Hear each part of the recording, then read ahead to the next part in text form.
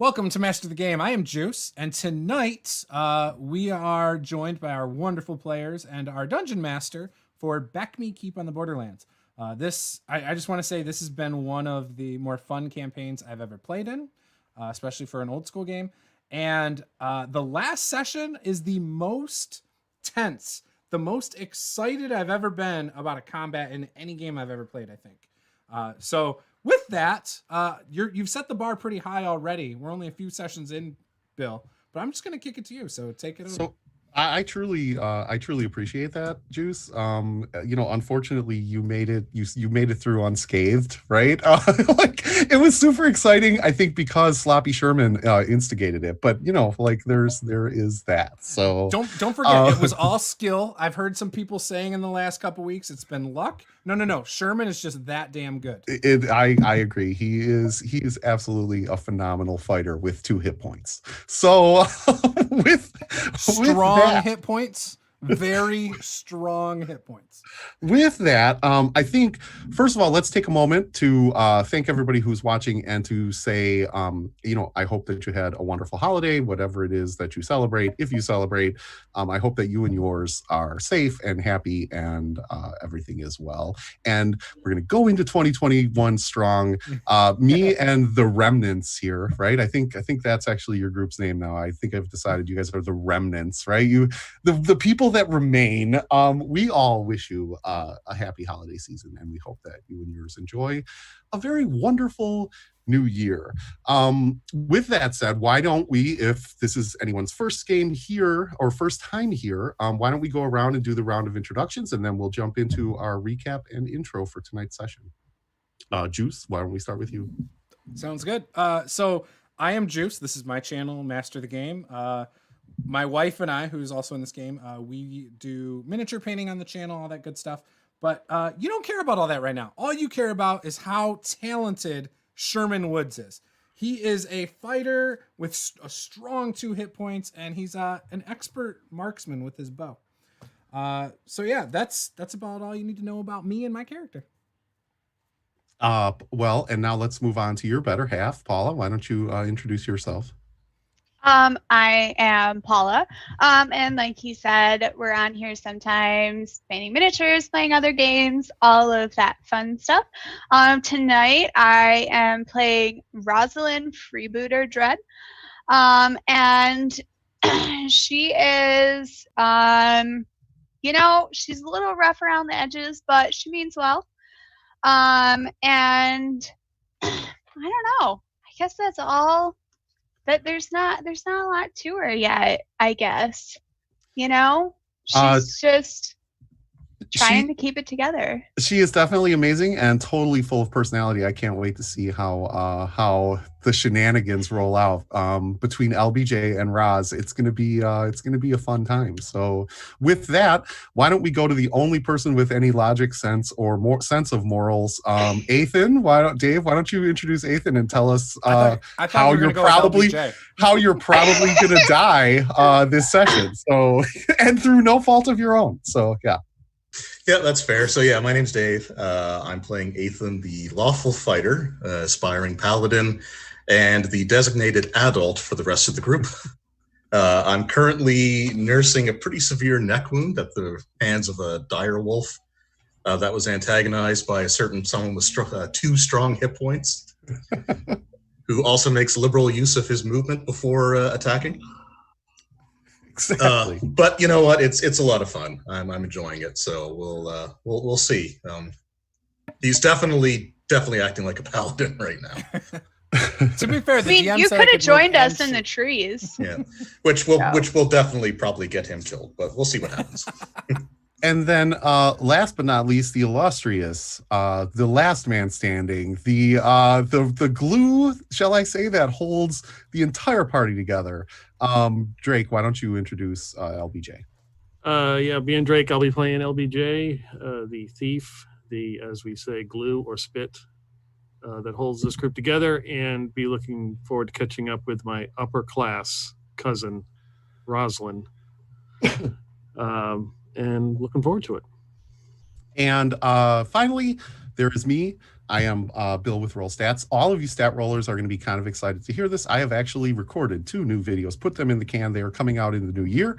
I will be releasing new content 1 a week. I'm going to try to commit to in 2021. That's my thing. What I will be doing is reviewing old school material. So think BX modules, think AD&D modules, giving you my perspective or retrospective on them, as it were, and my tips on running them, because I've run a lot. And the whole thing, right? Like, I think I have more invigorated running this game than I've been in a long time. Not just because this is a fantastic group, but they are, right? This is a phenomenal group, and I would play anything with them. Hell, I was willing to play Palladium books. I was willing to play Rifts with these people. That should tell you something, right? Like, so not only is it because this group is so fantastic, but I really am enjoying, dipping my toes into the old school realm once again. And so I kind of want to carry that over into my channel. And so I will be doing reviews, and hopefully I will get the remnants to play through some of those modules that I review and run through, if they live through B2, which, I don't know. I don't know what the over under is on whether they're going to live or not, but like, we'll see how that goes. So with all of the introductions done and all of that out of the way, I think it's time to get to the moment where we're all waiting for, right? Let's get this kicked off. So we begin tonight's session in a dark and foreboding wood. A lone man kneels before an expertly lit fire beneath an ancient and twisted sugar maple tree.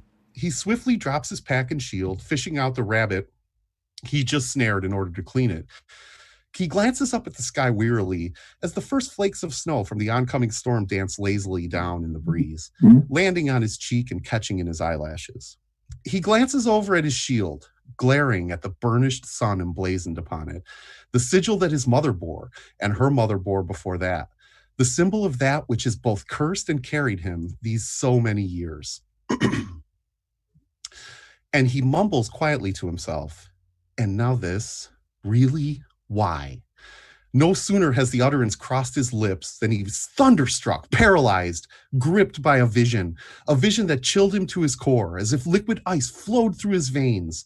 A ravine, a chasm, like unto a wound in the very world itself, appears before his eyes, an ugly scar upon the earth that swells and throbs with the very essence of evil. In the blink of an eye, he traverses the chasm, plunging deep into one of the dark caverns that dot the rock face. Deeper and deeper he plunges, emerging in a large domed cathedral cut from the very bedrock itself. 7 figures stand around a raised altar, jet black as if made from solid obsidian. The altar itself seems to breathe, rising and swelling, almost throbbing as the 7 figures chant in some long-forgotten language, foul-sounding and terrifying, as abrasive to his ears as it is to his soul. Rising and swelling, the chanting continues louder and louder, throbbing and swelling, filling his very pores with the essence of pure evil, of malice, of hate. Until at last, its crescendo, he clutches his ears and he screams to drown it out as a skull with a fiery eye sockets bursts forth from the altar, the dark obsidian stone cracking and birthing the most vile incarnation he or any man has ever seen in the mortal plane. Gouts of blood, clotted and thick, spew forth from the crack, washing away the 7, washing away the witness, blood spewing forth from all of the black hellholes dotting the ravine, filling the chasm in its gory wake, spreading across the land, blood washing away all that stands, all that lives, all that is, in a tsunami of blood and death and fear. He comes to on his back, slowly swimming back into consciousness. He opens his eyes to the snow, thicker now, but still dancing on the breeze, falling to his cheek and catching in his eyelashes. The wind picks up, and the snow begins to whip and eddy, swirling in front of his eyes, beginning to take shape, a familiar shape. Blinking back the tears, he tries to focus on the face forming in front of him as he grips the holy symbol hanging on a chain around his neck, a holy symbol matching the burnished sun on his shield. Astrid? Astrid? I'm so sorry, he sobs. I couldn't go back. I couldn't go back. Please forgive me. I couldn't go back, he pleads. as visions of her journey floods into his mind.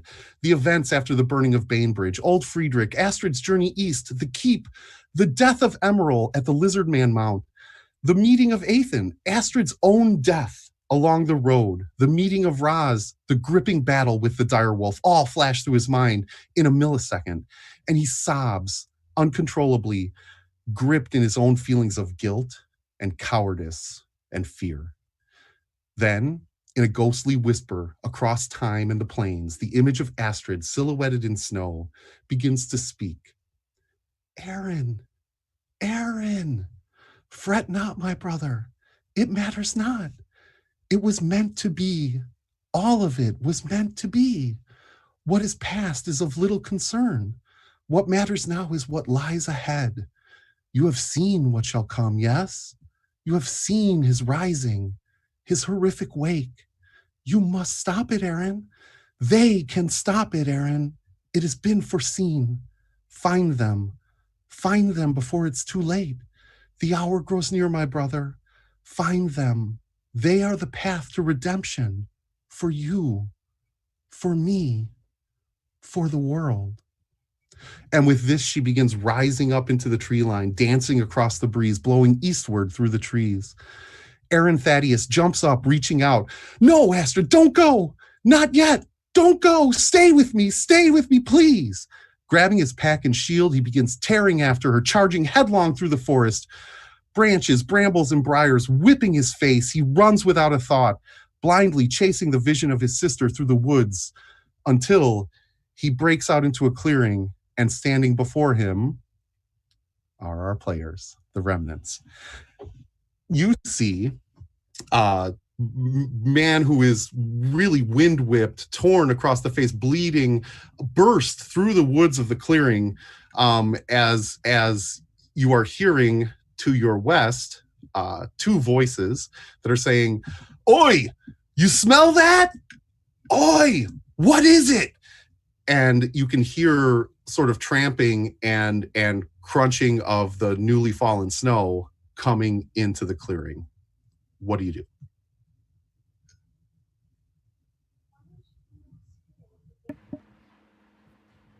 I would probably, with all that happening, I would actually be with Ethan, who's laying down with his wounds. I'd probably be apologizing to him for letting my arrow fly free. And then I knowing LBJ is probably not right next to me, I'd say, LBJ told me to do it. Of course you would. So I just sort of like nod and like say, it's okay, I understand. Well, probably like secretly being a little bit, annoyed that he won't just let me rest. I'd grab his hand and be like, I'm so glad we have you with us, brother. Yes, me as well, but I am weary, so if you don't mind, I just want to rest. Yes, I'll let you be. So LBJ and Raz, again, and actually Sloppy and Ethan, a man has just burst through into the clearing where you're at. As you're having this conversation, you see off to your right, the west, essentially, a man just bursting through the clearing. He looks out of breath, wild-eyed and crazed, and he's basically screaming, don't go, please don't go. So I'm just going to sigh, roll my eyes, grab my sword and shield, and prepare for the worst. So Roz is still right. Sitting up in the tree. She hasn't come down yet or anything like that. And she was kind of looking out for this wagon to come around the corner. So she's sort of taken aback by this guy who runs through the clearing. She's still got her bow out, and she'll, pull out an arrow, and she looks over at him and says, "Who are you? What are you doing?" So he looks up, almost as if in a trance, and he sort of comes out of that trance and looks up at Raz, who's sitting in the tree, and sort of shakes it off and says, "You're not Astrid." Who's Astrid? and he hears off to the side. I'm sorry, chat or folks that are watching, you're not seeing the evil chats that are going on behind the scene. LBJ, should I shoot this one? As I come out of the tree. Oh, just get him in the knee. In the knee? I hear that he might be lives. He might be kin to us. He turns his head to the left because he hears the tramping and crunching of the snow that is coming up from the west. And as he does that, as he turns his head to the left, two men clad in what appears to be armor, leather armor, sort of like a boiled leather armor, haphazardly put together, wild, crazy hair, overgrown beards. They look like they've been out in the woods for a while, sort of spring through the tree line into the clearing and immediately see you and step back. I need whoever is going to roll for initiative to roll for initiative. I think that's still Sherman. I think he still has the best chance going first. Should it be me? Or should it be somebody else, like LBJ or Rosalind? I think you and I are the same. We have the same. Go ahead. So it doesn't matter. You do it. I would recommend whoever has the best initiative bonus should roll. So that's going to be my mine is 0, so it's not me. Okay. Well, I got a 7. Okay, perfect. So, and you're rolling on a 6-sided dice, correct? Yes. Okay, correct. I'm just making sure because nobody here would make that mistake. Come on. I got an 18. Hey, I only did that like 3 times, okay? I haven't done it since. And this is why I'm rolling now. No, I'm kidding. So, you do have the initiative, right? So I'll explain to you what you see. They burst through the tree line. Their hands are on their weapons at their side. They sort of step back, as they see the sort of the scene that is laid out before you. You do have the initiative, so you can, right? Again, we're going to keep in mind you can attack straight up. You can attempt to parlay, right? Or you can simply move, right? So it's figure out like what you want to do. And I'm not trying to lead you in any direction here. I'm just saying you have the initiative, you have first action, you have choice of action. So. Well, I don't think I'm gonna move. I'm pretty happy up here in the tree. I'm not sure I'm going to attack anybody, but I will yell out to them. What is this? A town square? Where's everybody coming from? But I'll keep my bow out. Nice. Okay, so you are not moving or attacking because you could, technically you could. There could be a missile attack if you wanted to. But you're at this point you're simply holding your action. You're not. Yeah, doing anything. I Okay. mean LBJ hasn't attacked anybody yet, so. Okay. So is anyone attacking? And I'm looking at you, Sloppy Sherman, because you always have that bow at the ready, right? I'm looking at him too. Yeah. Right. My dice do the talking. Okay. Nice. All right. Okay. So what do you do though? I would probably climb a tree as well because I know that I have a better vantage point and I'm good with a bow, so I know they would have to close. This limb's taken. I'll find my own limb. Aren't you wearing like plate armor? It's pretty amazing watching you scramble up trees. Dude, I am so dexterous. I can't. Dexterous. Yeah. Yeah, right. dexterous. I say that every time. I'm so dexterous that it hasn't slowed me down. All right, so my sword's in my hand, but it's pointed down, so it's like not threatening them. Okay. And I just simply greet them and ask them if there's anything that or what can we do for them. And finally, LBJ, what are you doing? I'm not going to attack. I'm stay up in the tree. I'm looking at these 3 people because pretty much everybody I've met on the road I've been related to. So I'm obviously they're probably relatives. So I'm just checking to see who they are. Yep. Okay. Am I the only one on the ground again? You are the only one on the ground. Yes, sir. All right. So did I mention I have my backup character ready? Yes, you did. And he's We- a wizard. We so might have a wizard. Going And well. by the way, it's a magic user. Okay, let's get it right. Oh, I'm Ethan, sorry. I'm It's not sorry. a rogue, it's a thief, and it's not a wizard, it's a magic user. So, Ethan, offer them True. some meat. We have extra meat if they want some. I can't eat it all myself. Oh, I love this party. Throw meat at them. The gizzard's mine. So I just, obviously he shouts that out so they can hear. So I'll just point, and it's like, there's plenty for everyone.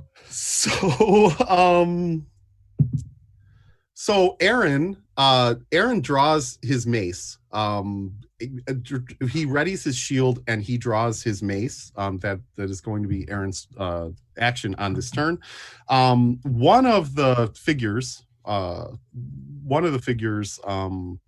sort of like is looking at you quizzically, especially at you, Roz, when you yell out like, what is this, the town square? One of the characters sort of looks at you quizzically, and then the other one yells out, well, that's what I was just about to ask you. What the hell are you doing here? Well, you see, so we killed a cat and we wanted to cook it, and there's this big fire, so we just, Who are you with? myself. Okay, and so with that, when you say myself, he yells out, get back to the wagon, you damn fool! Sound the horn! Sound the blasted horn! And the gentleman that is to the next of him turns to run. We're going to call that initiative order at this point. Let's roll again and see who gets to act first. I don't play no instruments. I'm gonna play a bow on that ass. That is an 8. Okay, you definitely get to act first. You see, essentially, there's the one guy, his hand on his sword now, who yelled at the other gentleman, get back to the wagon, sound the horn, sound the blasted horn. So, You okay over there, Ethan?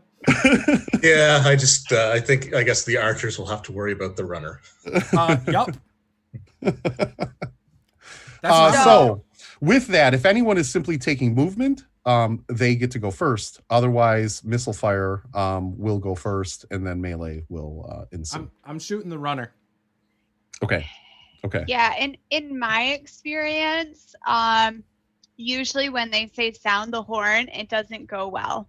So I'm gonna go ahead and fire at whoever was supposed to sound that horn. Go ahead, Paula.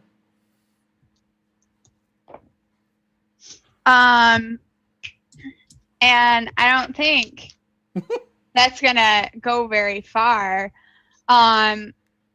So Roz is attempting to, shoot at this guy who's obviously going for the horn, and her arrow basically just pegs the side of the wagon. Nice. And she yells out, "That's just a warning shot." How far away is the wagon? So the wagon, you don't really know, right? Like Okay. you can't necessarily see the wagon because there's all the brush that you came through. You would assume the wagon is on the road, right? So back in the direction that sort of the way that you guys came into the clearing, the little 2-foot path is the same way that these guys came into the clearing. So How far was the path? So you came in about 20 yards. It was Okay. like 20 to 25 yards. Okay. So, but it's so thick, Mhm. you can't necessarily see through it. So Right. So before the guy gets to the brush, I'm gonna try and shoot at him. okay. No, unless an armor class 17 hits. Something like that. I don't know. What? Okay, just tell I me rolled what a you 3 on the rolled. die. Okay, yeah. No, I yeah. mean it was a bad roll. That's my Yeah. point. yeah, got it. Okay, so that the arrow sort of whizzes by his head. He's gonna keep running. So Right. here's what I will say. Ethan, what armor are you wearing? So I'm wearing plate armor and carrying a shield. Damn it. What's your dexterity? That would be 9. I'm going to throw a sling at him. Oh, got you. Okay, you have a missile attack. Yes, absolutely, Yeah. LBJ. Sorry. Because I heard something about a horn, and LBJ has an incredible disdain for the brass section. Yeah. I can't reach the runner. Like, that was a very big miss. I rolled a 6 on the die. So sort of 2 arrows whiz past this guy's head, one on his left side, one on his right side, and the stone just kind of like literally flies off into the distance, and then like there's a 10-second delay and you kind of hear it hit the ground with a thud. And also, if any of you guys want to roll, rub it just for like, just rub the camera, it's fine. So now, Ethan, what I was going to tell you is, but not with a dexterity of 9, I was going to tell you that you could attempt to try to catch him, right?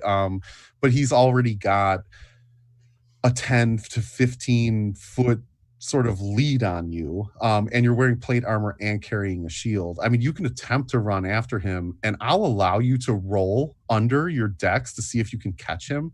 But I mean, it's a shot, right? Like, I'll take those odds if I were you. How bad do you want to play a magic? Well, a first level one with 1 spell and 1d4 hit points. As long as he can do sleep, it's okay.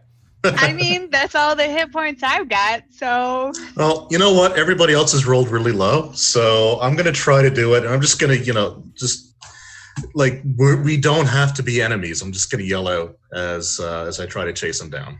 Okay, so you're going to yell out, we don't have to be enemies. What is your charisma score? 7. Okay. But you do run after him, correct? Yep. So you're approaching the gentleman that is still standing there, right? Like one of them ran, the other one is standing there drawing his sword. Okay, so you yell out, we don't have to be enemies, and the gentleman who's still standing there like looks at you and is just like, are you freaking serious right now? Like, and he draws his weapon. The cleric, Aaron, the guy who burst into the clearing, had his shield, readied and his mace drawn. He actually does bolt. It's a strong 7. You're right. Yeah.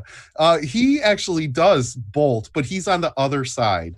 He is going to roll under his charisma. There's no way that he's going to catch this guy, but we're going to see if he can make it over to the other side of the clearing where Ethan is. Just for the record, when I rolled under for my attribute, I rolled a natural 20. So nice. Yeah. Unfortunately, so I feel like I tripped over my feet as I was trying to chase after him. Yeah, exactly.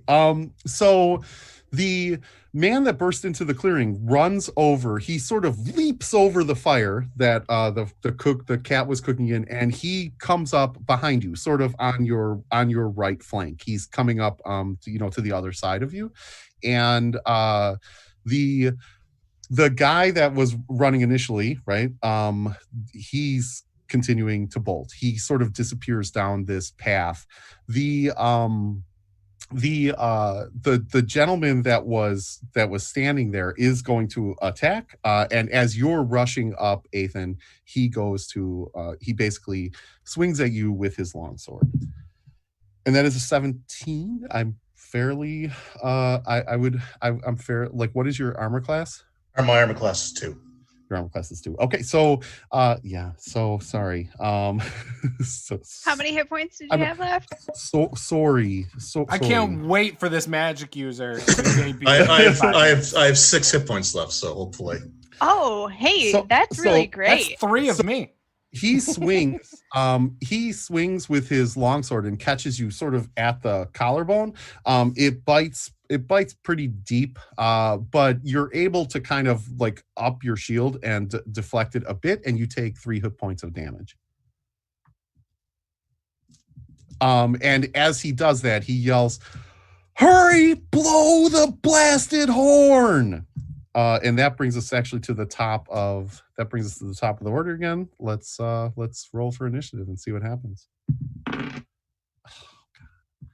That is the second one that I've rolled in a row for initiative. So I also rolled a 1. But you So get that's a 3. right, exactly. So you guys get to act first. Again, missile first, and then movement first if anyone's moving, missile, and then melee. So So seeing this guy bolt off, and the fact that apparently none of us were able to come anywhere close to hitting him, Roz is gonna jump down out of the tree and bolt after this guy, as she kind of mumbles to herself, God, I guess I gotta do everything myself. what is Roz's dex? Oh, there's a 16. Oh, that's amazing. Okay. Go ahead and give me a D20 roll and let me know if it's under 16. It is a 14. Perfect. So Roz sort of really like a gymnast does this like backflip off of the bough that she was on, hits the ground on her feet like Catwoman, and kind of leaps across the fire and runs up the path. You kind of make it to the end of the path, and you can see that the guy that was clad in leather is at the back of the wagon, and he's kind of fishing through what appears to be a large burlap sack. He's rifling through stuff and like throwing it out like frantically, looking for stuff. Which brings us to missile combat. So that was movement. Does anyone and I'm looking at you again, Slappy Sherman. And I'm looking. So, well, actually, wait. Let me look at LBJ. Yeah. LBJ, are you staying in the tree, or are you gonna move? I'm gonna move and try to attack, but okay, or at least move. Okay. Yep. Absolutely. And your dex is 12. Your dex is 12. Okay. Yes. All right. So here's what we're gonna say. Wait, hold on. Give me a minute to picture this in my mind. Let's say 6 feet up in the tree, 10, 15. What we're going to say is I'm going to say that how we're going to adjudicate this is you're able to get down the tree and you're able to get over to where Ethan and the guy that broke into the circle are, but you're going to have to give me a roll under on your dex to see if you can actually make an attack this round. If you can get under your dex, I will give you an attack this round. If you can't, like, we're just going to say you've made it over to where they are. Okay. 6. Okay, so you can make an attack on the guy that is standing there. Can I attack him first? I kind of want to attack him first. I feel like I owe him one. Okay, sure.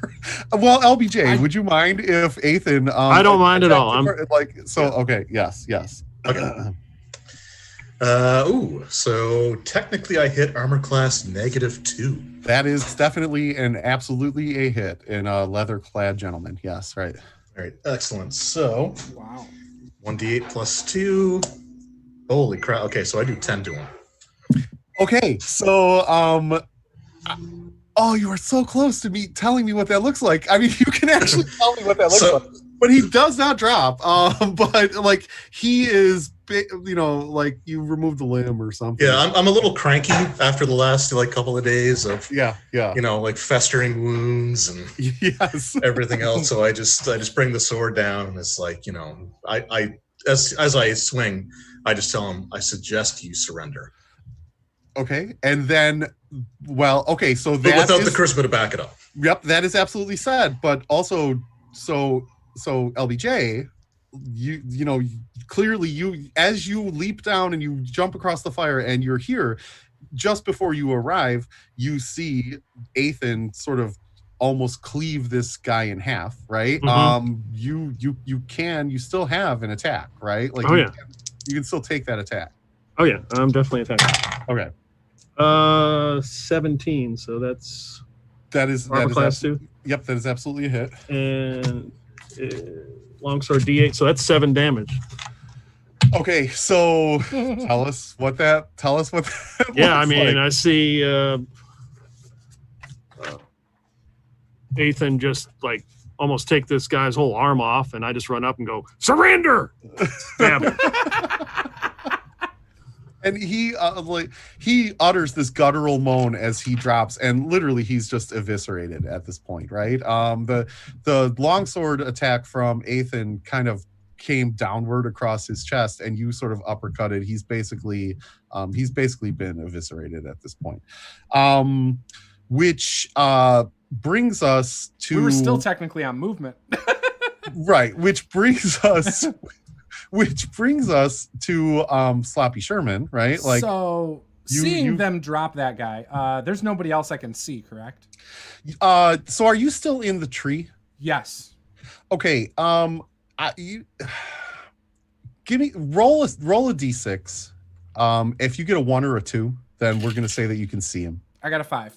So okay, so you can't see anything through the branches in the tree. So I would drop down and try to do the same thing that Rosalind did, because I don't want to be shown up by her. Of course, yeah, right. The newbie. Yep. Don't follow the tree. That could be fatal. It actually could, right? Like D6, like yeah, it could be. So yeah. A 10-foot fall is all it takes. Be very careful. I feel like Sherman's the kind of person who would drown in less than an inch of water. Hey, no, my guy is a inter-party hate, man. Like, my guy comes from a long line of adventurers. There's no way. It's the fever talking. It's the pain. Yeah. My guy's not clumsy. It's okay. Right. Okay, well, give me a roll under for your dex. Not a problem. That's easy. Okay. Yeah, not a problem. I rolled an 8. Okay, so you're able to sort of parkour your way down the tree. Legolas style. Yeah, knowing Sloppy Sherman, like he had to have a bit of panache and a little flair to it. And obviously when you hit the ground, you look over to see if everybody, if all eyes are on you, you kind of wink at them and you take off down the path. Okay. You reach kind of the end of the path. There's this fallen body in front of you. Again, you're not at the wagon. You're sort of at the end of the path and you can see it there. We are now at the top of initiative order. We need to roll again to see whether the leather-clad gentleman gets to act first or whether you get to act first. So, that's a 5. Oh man, come on! I actually thought I had a good one that time. Okay, so he's desperately, frantically tearing through this burlap sack, trying to find something. What do you do? So Roz is gonna try and shove her way in between him and the burlap sack. Okay. And she's gonna pull out this axe that she has on her side. Nice. And as she swings at him, she'll kind of yell out, "I'd take a step back there if I were you." Nice. So describe the axe. Is it a hand axe or is it a battle axe or what sort of axe is it? Oh, it is a hand axe. Nice. Okay. Go ahead and give me an attack roll. Let's see. That is armor class 4. That is a hit, indeed. That is 4 points of damage. 4. Okay. Yeah, just 4. Yep. So Roz kind of shoulder butts the guy and pulls her hand axe and kind of swings around behind her. It hits clean, but it doesn't go very deep because she wasn't able to get a full swing on it. He's hurt, but he appears even more determined to find what he's looking for in the sack, and it looks like he's got his hand on it, right? So that would bring us to. So what I'll say is movement, right? Yes, it is going to be you, Sloppy, without question. But like, I guess what I'm saying is 2 people might want to catch up though. That's what I'm saying, right? Like, so if we're talking about movement, you two can have a shot at getting there, right? Go ahead, Sherman. Yep, I'm looking at you, Sherman, and LBJ. Oh, I'm just gonna shoot. Oh no, not Sherman. I'm sorry. I'm LBJ and Ethan. Are you gloating over the dead body, or are you moving up the path to where Sherman and Roz had gone? No, neither would gloat. surprise me, and no judgment. So yeah, right. No, right. I would never gloat. I will start making my way, realizing that I will be the last one to get there. Yeah. I would gloat. No questions asked. LBJ, are you collecting a nose, or are you running up the path? Oh, that's tough. Why'd you have to say it like that, dude? You gotta phrase it like that, man. Yeah. I mean, the nose is going to be there, right? Like, Yeah. or it's just a wandering wolf going to come by and eat nothing but the nose. Yep. You never know. No, we killed all the wolves. Figuring this person probably is a relative, since they were hostile to us, I will run on to see if I can reach the next guy. Okay. Is your intelligence a 5? Hey, slow down. It's a 6. It's a strong 5. It's a strong 5. 6. With 5 of it being strong. Yes. The intelligence runs in the family for sure. So LBJ, you take It off. just ran a little too fast for him. LBJ, you take off Both running of up. us. You take off running up the path. Before you see Sloppy standing there, bow ready, and you just catch Roz, the tail end of her sort of whipping her axe around and landing on the shoulder of this gentleman. Sloppy, what are you doing at this point? I'm gonna shoot him in the face with an arrow. Okay. Oh, crit! Oh, nice. That's Armor class okay. -1. That's I've actually done really well with crits when I roll to attack. that is amazing. So double damage dice I had to look up what it was again. All right, plus your modifier. 6. 1 on the first roll, a 1 on the second roll, so it doesn't matter. And then that's it, right? Because I don't get a bonus to damage. So so you just rolled a crit and rolled 2. Yes, on the Okay. die. I'm Because gonna. Dex doesn't go towards damage. I'm gonna. You're right, but I'm gonna. Okay, we're gonna change the rules up right now. If you guys are all ready with it, here's what I'm gonna say, right? Because that's just really disappointing, right? Like, so here's I what was I'm so gonna say. excited about that crit. So from now on, crits will be whatever the dice is, right? Like, you get the maximum amount on the first die, right? So like for your arrow, it would be 6 points, and then you roll 1 additional die, whatever that is, 7 points. gets applied, right? So we're going to say that he takes 7 points of damage. Well, Arrow to first the of all, face. are we all agreed to that? Because like that's going to apply to the monsters as well, right? That's not going to just be for you, right? Yeah, that's my fine. house ruled critical That's fine. thing anyway. So Remember, It would he's be gonna really- roll a lot more than us, though. So he's gonna crit more than us, guys. I know, but it'd be hypocritical of me to say no to it in this campaign and then do it in my private one. Yeah, right. If exactly right. If Otto dies, Yeah, I don't care. because of that, I would be pissed off. So yeah, right. Okay, so yeah, right. Okay, so I'm not going to have you re-roll. What I'm going to say is you rolled a 1 and you got +6, right? Then that's how we're going to do it going forward. So that is 7 points of damage. Tell us what that looks like, Sloppy. So seeing her chop at it with her axe, I then shoot literally above her ear, between her ear and her head, and it hits him right in the eye, killing him. Nice. So Roz, you're sort of standing there, and this arrow goes whoop, like right between sort of you and the face of this gentleman in red, and the arrow sort of sinks into his eye as he slowly crumples to the ground. I totally had that, just for the record. I know. I saw him still standing there. Yeah, you're cutting it a little close there, man. It wasn't close. I hit him exactly where I intended to hit him, in the eyeball. Mm-hmm. I'm sure. That was just skill. I'm just showing you my talents. By the way, what's in the bag? Oh, I saw your talents earlier. I'll let It you look wasn't into that that. great. What are you talking about? I killed a couple of wolves. Like I'm on top of this. To be fair, he's really good at shooting arrows directly past teammates' heads. Yes, I haven't hit anybody that I'm friends with yet. Ever in my I haven't life. hit anyone that I haven't intended yet. Yeah. Right. Yeah, I'm good. So what's in the bag, Ross?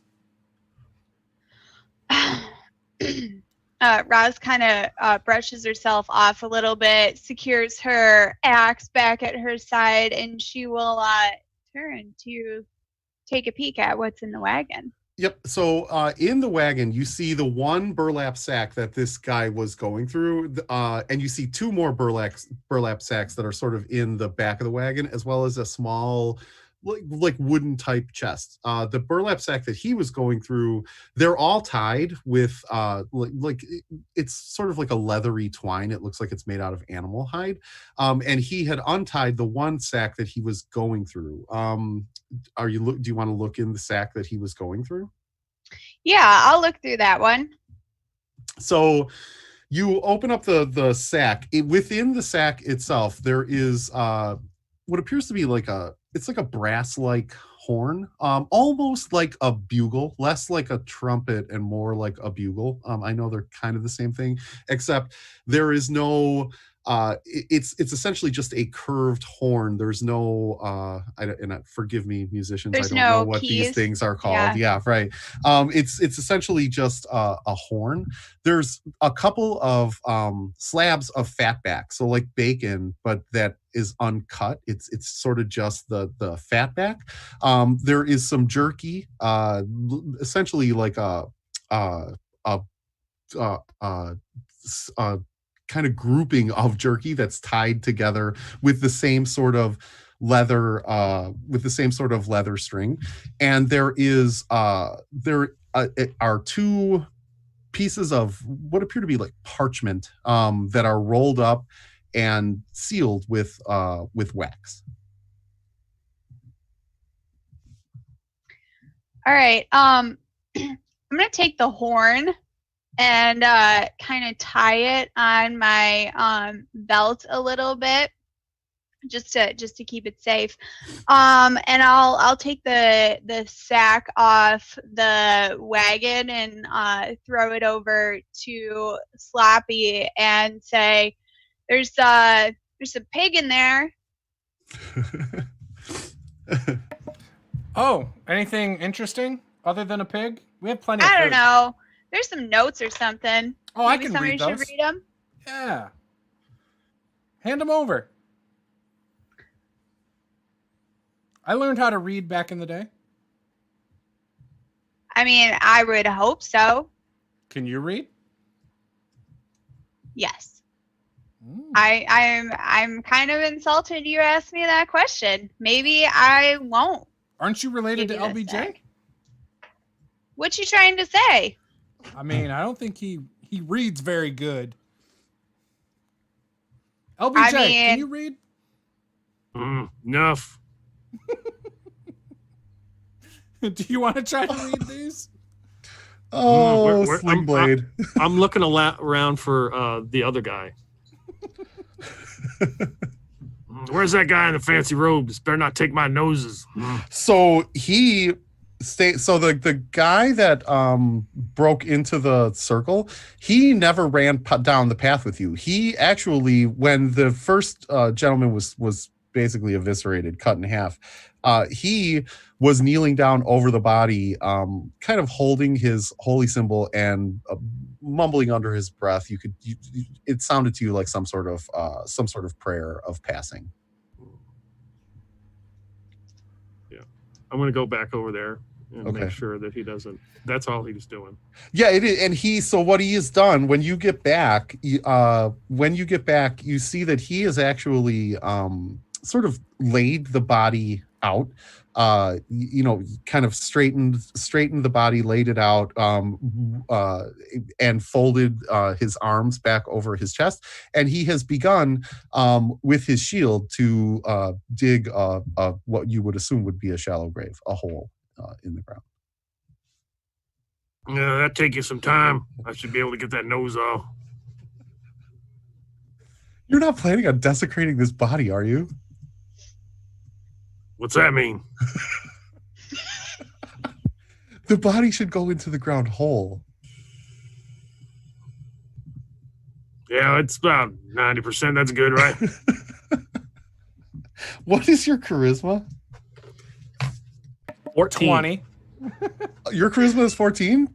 Okay, good for you. So He radiates charisma. How dare you question LBJ's charisma? Bro? There's a reason he is our leader. that is true. Everybody loves LBJ. Look at the chat. They want him for president, okay? With the sling blade sort of persona, I was not expecting such a high charisma. But like okay. So he looks up at you and kind of gives you a less than approving look, but says sort of says his last rites over the body, and says, do what you will. Do what you will.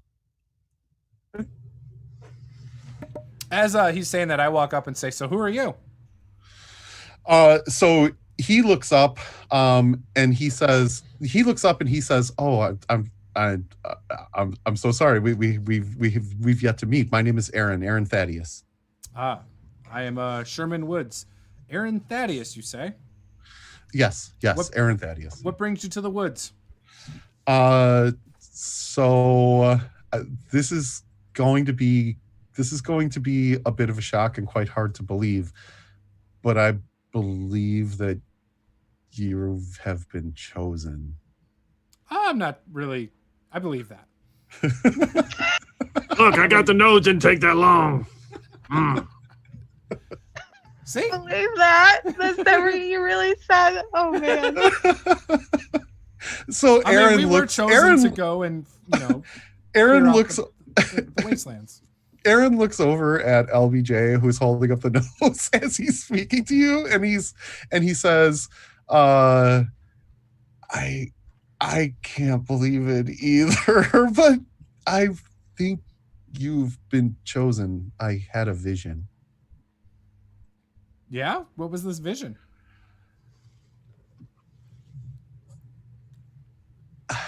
You have to believe me when I say this. I had a vision of my sister. You know her. You've traveled with her. She showed me. Astrid. Astrid was your sister? You've traveled with her. Oh man. LBJ. She died. I was going to ask you to break it to him quiet and more tactfully than that. But I saw this. I saw this in the vision. She showed me, but she showed me so much more. I don't know if you're fully aware of what you face. What are we facing? I had a vision, a nightmare, if you will, a horrible vision of the worst blood and massacre, and it was awful. I think I was shown the rise of Baal. Baal? Who's Baal? For the viewers who don't know. the god of murder, of mayhem, of hatred, of malice, of... We don't have much time. Can we murder the god of murder? You have been chosen to stop it. Astrid said it had been foreseen. Unfortunately, I didn't see the end, and she left before I could understand. What if Baal is the one that actually showed you this to lure us, the chosen, into a trap? You have to understand that I know it was Astrid. I know my sister. I felt her. Gods are pretty powerful things. I mean, I wouldn't expect you to know as a fighter and all. By your armor and shield, I'm assuming that. Nice sun, by the way. That's a nice decoration. I am a man of the claw. As my sister was. I know. I'm just busting your balls, man. As our mother before us. I kind of, nudge him. I'm trying to cheer him up with some stuff. Obviously, it's not working. He's so serious. No, he's looking at you, pleading. You have to understand that what we face, and you have to understand that it's happening soon. Oh, are you traveling with us? Yes, you are traveling with me. I am traveling with you. We have a destiny to fulfill. Well, you have to meet our leader, LBJ. LBJ has to approve you coming along with us. That's kind of the way of things. I was going to interject with what my character was doing, but continue on. You know, every time I try to honor Astrid's memory, you guys gotta ruin it, don't you? Every time. So, Ross is back there with the wagon while you guys have been talking. She's actually going to go around to the front of the wagon, hop up there, and pull the wagon all the way up into the encampment. So you're not going to be able to get the wagon down the path. Like it's okay. Yeah, it's like literally 2 feet wide. The brush and brambles are so thick. Like you could attempt to, like you could try, but it honestly, it would take you hours. I would have you roll on a D4 to see just how long it would take. Okay. Well, in that case, then I'll take out all the sacks and the chest. Okay. And I'll just load them up and head back up the path. Okay. So as you, LBJ, are having this conversation, you see Roz coming up the path, and Sherman, you see Roz sort of collecting all of the sacks and the chest, and she sort of has them all like in her arms, and she's walking up the path. You know, obviously with what matters, the loot. So yeah. I whisper to Aaron. I say, "Look, LBJ's not really our leader. I'm just having a good time, you know, letting him think that. Later on, I'm sure it'll benefit all of us for him to think he's the leader." Yes, it'll certainly never backfire, that's for sure. It can't backfire. And Aaron looks at you, and really, he almost pleading in his eyes. He's like, I understand that this is a lot to take in, and you have no reason to believe Not really. and you have no reason to believe me, but the fate of mankind depends on us. If Baal rises, you cannot imagine the chaos, the malice, the hate, the fear that would ensue. So I believe you believe that. As a man, sorry, go ahead. No, just because I looked and was like, well, you know, I believe you. However, as we are right now, we're not going to be any good to stopping anything. As I sort of point to all the various wounds that are still like opened up, and at least one of them is probably like, you know, have pustules and stuff forming. Ethan's a walking target, man. Like I don't know how to put it. He just puts himself in the way of the swords and the arrows and teeth. He's really good at that thing. Whereas me, nope. Aaron looks over at you, Ethan, and he says, "Oh, of course." And he clutches onto his holy symbol and brings it forth. It begins to sort of glow with this kind of yellowish orangey light. Almost it looks as if flame is coming off of it, but it's clearly, you don't feel any heat from it, and it's not burning his hand at all. He takes the holy symbol and he touches it to your shoulder or your neck where the cut was, and you recover 6 points. You recover 6 hit points. And he says sort of this prayer over you, and then turns back and points to the sky, essentially pointing to the moon. And he says, the moon is at a quarter full now. By the time it hits full, will have been too late. Well, I thank him for healing me, and I just let him know that we can leave as early as tomorrow morning. Okay. Whoa! Like that was a cool trick. Could Astrid do that? I asked Aaron, could Astrid actually do that?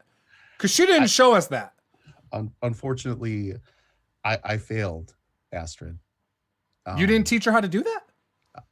I didn't. I abandoned her in her time of most need, and I just want to make that right. Yeah, don't tire yourself out. You got another grave to dig. I got another nose to get. And I walk off. If we're going after this Ball character, you better hope there's something good in these sacks. So what's he pay for noses? I don't know, but it better be more than the 5 gold we're getting. Well, Did we actually, only agree to 5 gold? Really? no, the party is getting 15. You told Roz 5. Like, so yeah. Oh, I said that out loud too, by the way. Like, we're really only getting 5 gold? This is stupid. I mean, I'm getting 5 gold. I don't know what you're getting. Okay, so first of all, it's not ball, it's ball. Okay, it's BHAAL, ball. Yeah, but the anyway, cover yes. of the Baldur's Gate book. or Baldur's whatever. Gate, yeah. Yes, right. Yeah, you can spell it however you want, but But she has an accent. She calls it ball Yes, yes. instead of ball. so Roz is gonna start to go through some of these sacks. While, everybody's still kind of hanging out. So, I take those scrolls if I can. okay, you absolutely, you have the scrolls. The other 2 sacks are essentially the same thing. It appears to be dried meats, fat back.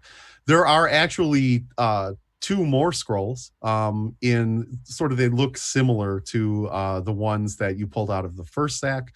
And then in the third sack, it's basically just dried meat, some dried fruits and jerky, that sort of thing. Did anyone actually read the scrolls? No, I was broken the seals. I was just gonna do that. Okay, so Roz, as you break the seal, you actually see this appears to be a contract, and it appears to be signed by Astrid Thaddeus. That essentially she is contracted by the priest in the abbey at the keep, and she's going to get 15 gold pieces per nose, and they have been contracted to explore the bandits, or to research, find out as much as they can about the bandits that have been raiding the roads lately. And the wax seal, essentially, well, you wouldn't even recognize. There's a wax seal with what appears to be a sigil sort of embedded into the wax. So why did they draw their swords on us? I don't know.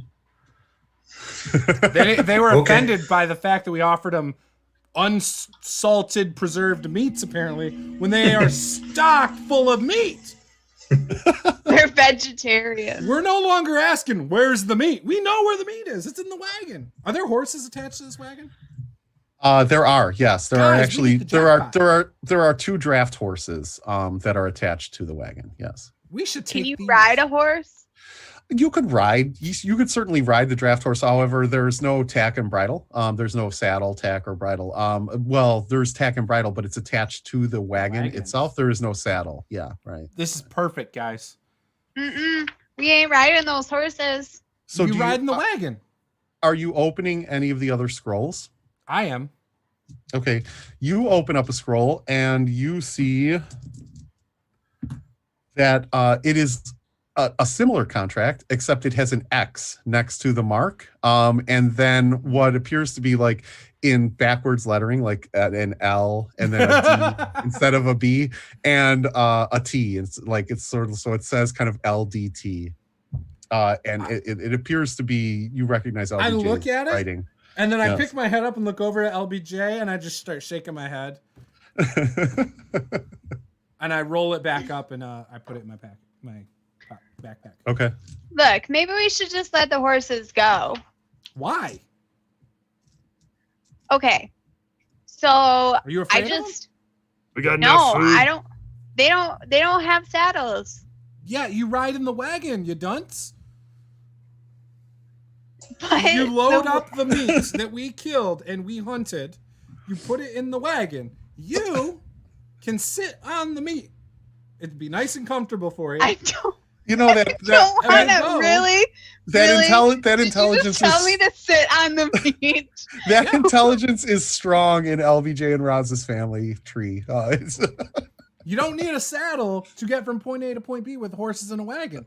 Yeah, but we're gonna take a wagon into some caves. No, not in the caves, but you leave it outside. Now, if it gets taken, what do you lose? We didn't pay for it. But it'll take us on our journey if they're still there when we get out. if we get anything good, like more meat, we can load it into the wagon. We have plenty of food. If things get dire, we can chop it up, make a, keep the part of the wagon to get across the river if we run into one. Like, there's so many uses. All right, but I'm sitting in the back. I'm gonna take a nap while you're driving this wagon. Fine. Totally fine. So there is still a chest that is unopened, and there are still 3 unbroken scrolls or unsealed scrolls. So we're basically going to go back to the keep and trade in their own people's noses for money. Yep. Sure are you but how, why, I guess why is the assumption that they are from the keep? Well, they have the contracts. They sure do. Yeah. I don't know. I never visited the keep, so yeah. This character can't really say anything about it, but yep. They told us just to bring back noses of whoever was hurting people on the roads. They have no proof if it was or wasn't their people. Does the chest have a lock on it, or? So the chest is latched, but it is not locked. So in other words, there's a latch that comes down, and it looks like a locking device would go through it, but it is unlocked. Oh, okay. Well, I'm just gonna open it. Okay.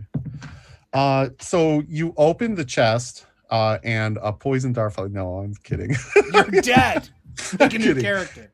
You open the chart and you open the chest and you see it is filled with coins of various colors.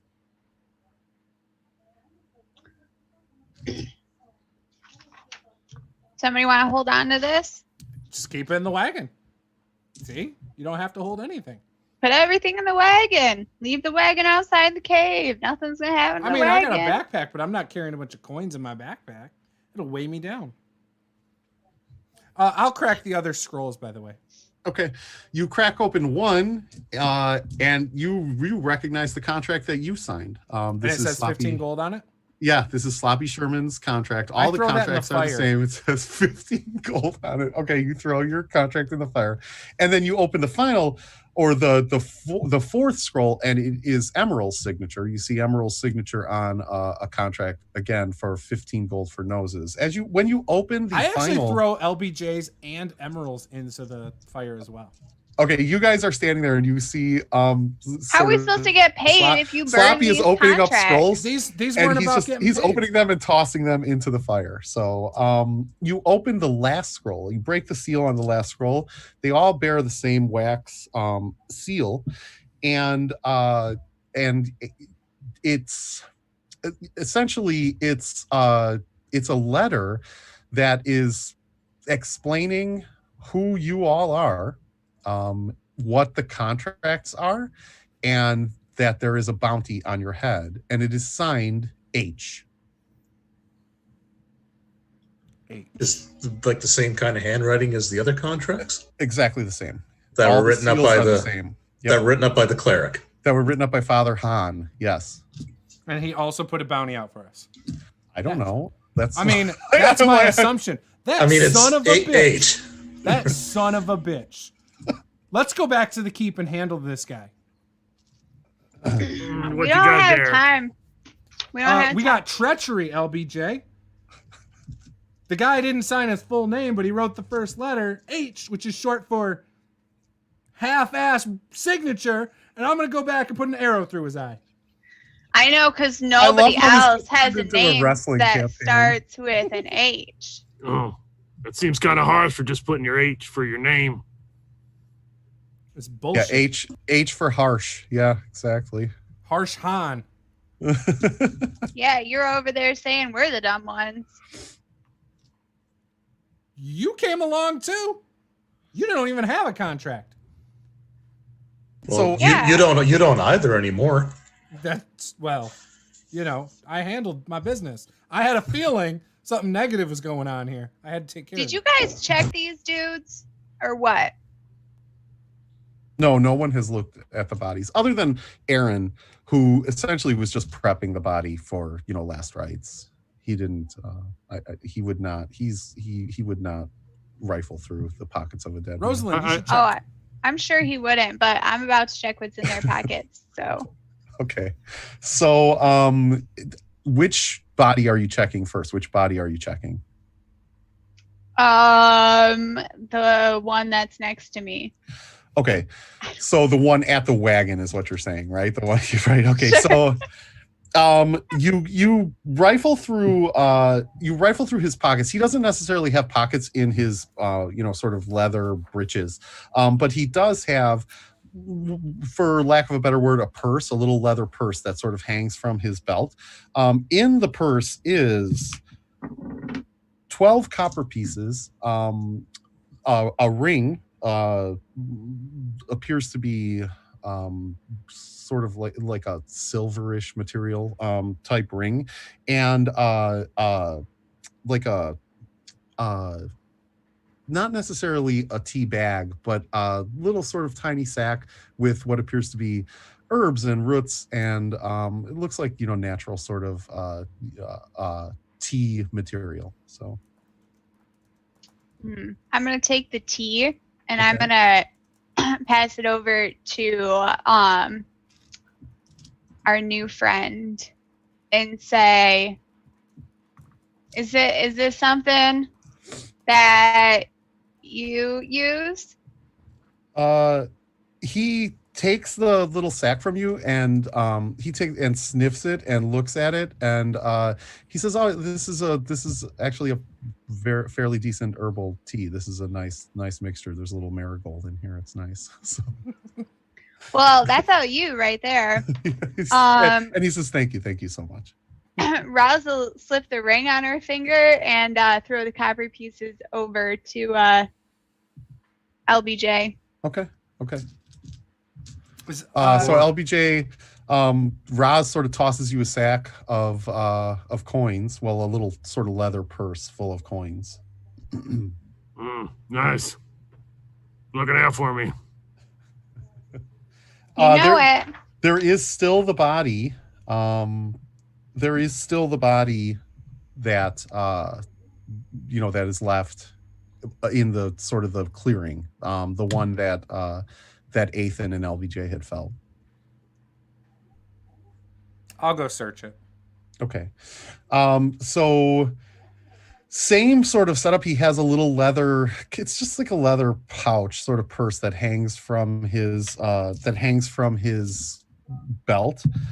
He has 9 copper pieces and 2 silver pieces within the pouch itself.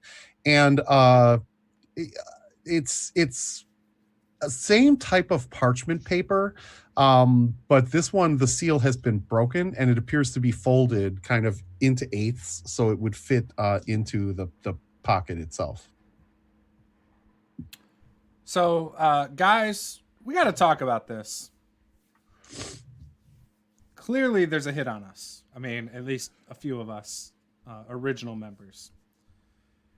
So far, 2 of us are gone. There's only 2 remaining. We got a couple options here. We could go back and question Han, or we can continue forward with our original contract, which to me is null and void anyway. And, Well, my intention was to explore the caves. So I don't have a contract. I've never been to the keep. And as you say this, Aaron says, I understand that you feel betrayed, and trust me, I understand the importance of that, but for at least for now, you have to let that go. We must stop Ball. And does Ball have to do with the caves? Because what if he has everything to do with Han? This might be the sign we needed. You showed up. We found out about the treachery. I feel like your god's arrows are pointing back to the keep.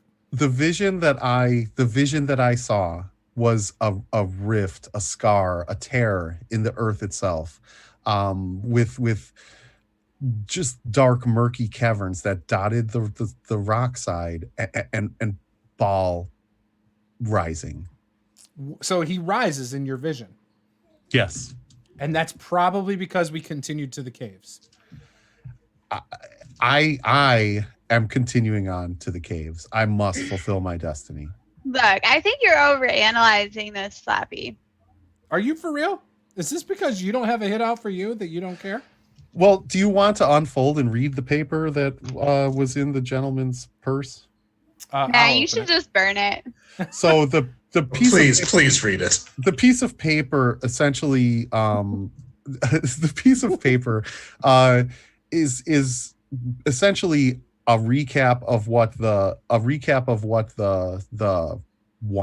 wanted poster was, for lack of a better word, but says, please take this as a down payment. You know what to do. Again, signed H.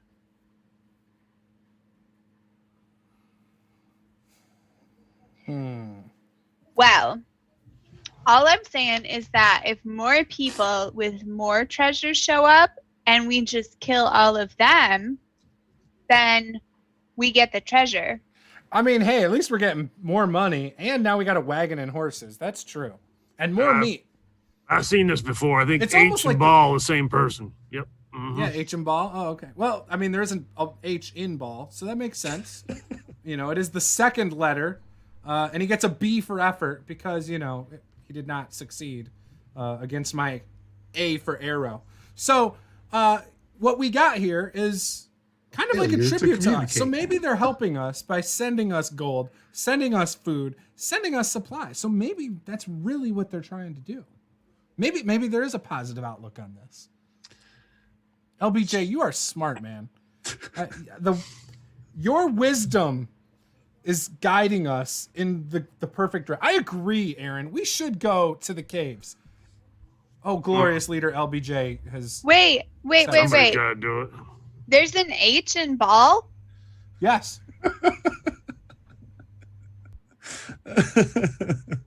You said I was the dumb one. I don't know. I love Tuesdays. I love every other Tuesday of the month. It is my favorite time to be So alive. that's why I didn't write out his whole name.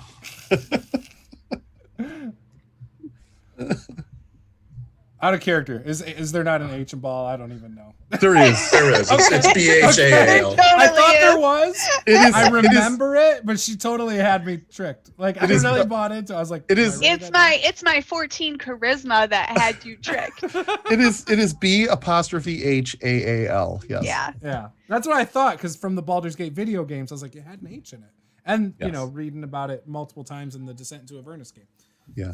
Also, we're kind of, for anyone who's old school and who's watching this, please forgive me for bringing Forgotten Realms into Greyhawk, but it doesn't matter at this point, because technically B2 was not set in really anywhere, right? The known world didn't exist yet, right? So this is really Mystara.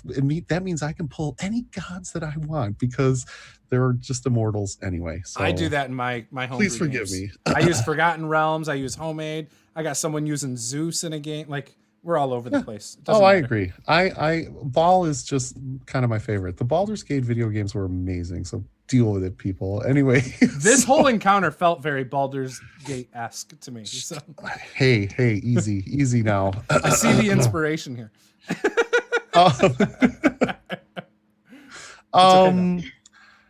Okay, so has the party made a decision? What are you guys doing right now? LBJ said caves. I agreed with the caves. Aaron wants to go to the caves. What about Ethan and Rosalind? I was always intending to go to the caves. See, That was because my- I wanted to go to the caves. Ethan wants to go to the caves too. See, we're all on board. Yeah, it that was sounds my like whole there's purpose in joining. treasure in the caves. So why wouldn't we go to the caves? So as you're having this conversation, sort of a whisper of wind comes through the trees. LBJ and Sloppy, you recognize the voice of Astrid sort of playing through the leaves.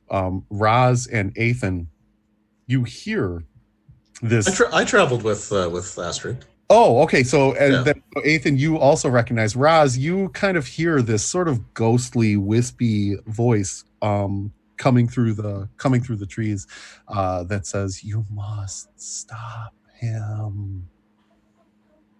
Who? I say out loud. And sort of Aaron kind of drops to his knee, and that is where we're going to break for now. So We're not good. done. We're going to go to a break. So good. So, yeah. We'll be back in about 5 minutes, guys. So stay tuned.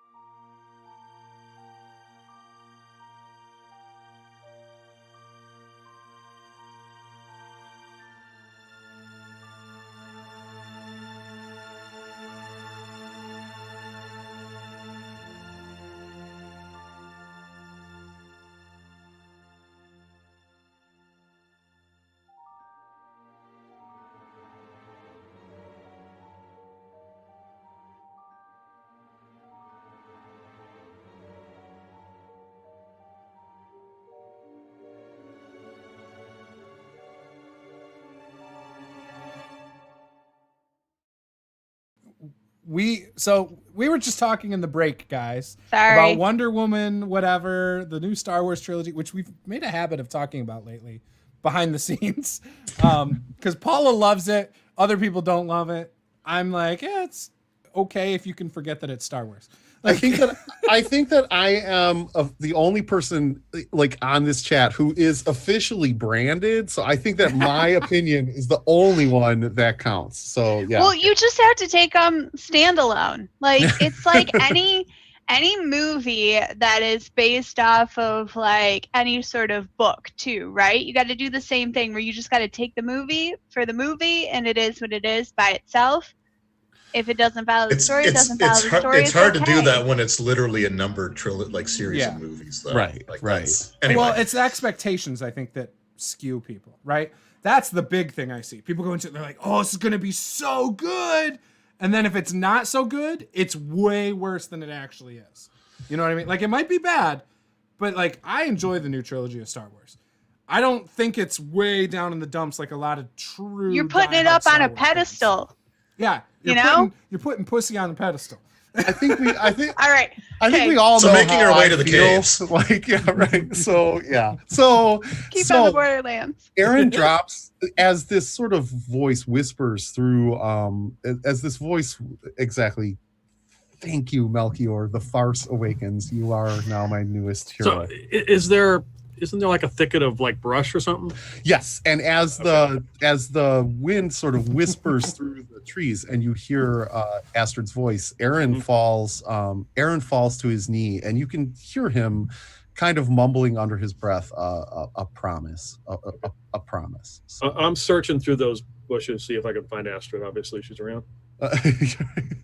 And so LBJ begins to look around through the bushes, and you don't like the voice stops, but you do, LBJ, as you're going through the bushes, you feel almost it's as if the back of someone's hand touches against your cheek, and you can feel a bit of warmth, and it spreads through like really down into the sort of the core of your being.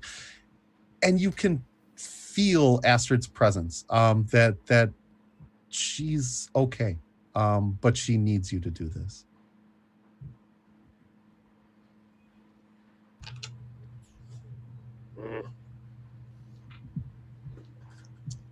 So let's get a night's rest, and we'll make our way in the morning. You know, we could just throw you in the wagon, and you could sleep all you want in the wagon. Yeah, I'm sure that bumpy ride will be. Someone's got to be awake anyway. Conducive to a decent sleep. I could sleep. I could totally sleep in a This is wagon. old school. This is old school D&D. We're not sleeping in a wagon. Then we're definitely not getting any hit points back.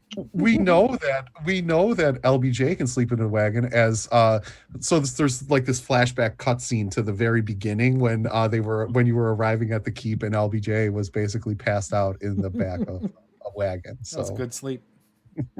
I think that sleep was helped along, though.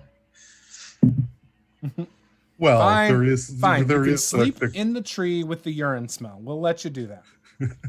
Well, I got a couple quarts of wine on me, so You sure it's a if that couple? would help you. Well, maybe there's only one left now, but Aaron, should we like position these dead bodies against trees so nobody comes up on us, and then Aaron- bury them in the morning? Aaron, as you were saying this, Aaron was approaching the fire. He's stoking the fire to get it higher, and he turns back and looks directly at Ethan and says, "I'll take the first watch." I'll just sort of nod like approval, and Right. yeah, and then I'm just gonna make my way back into the stump and lay down. The urine smelling. Yeah, right. Did any of these, It's at least sheltered. Yes, that's true. Because it is snowing. Snow is coming down. Yeah. Quite hard, actually, at this point. So, did any of these travelers have bedrolls?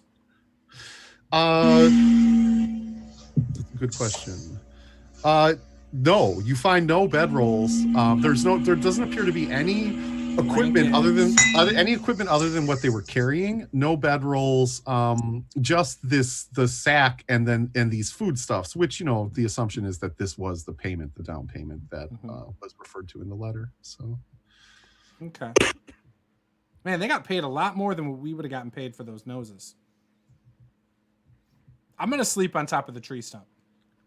Well, you should have let me negotiate that contract. I would have gotten you a better deal. Should have joined us sooner, Rosalind.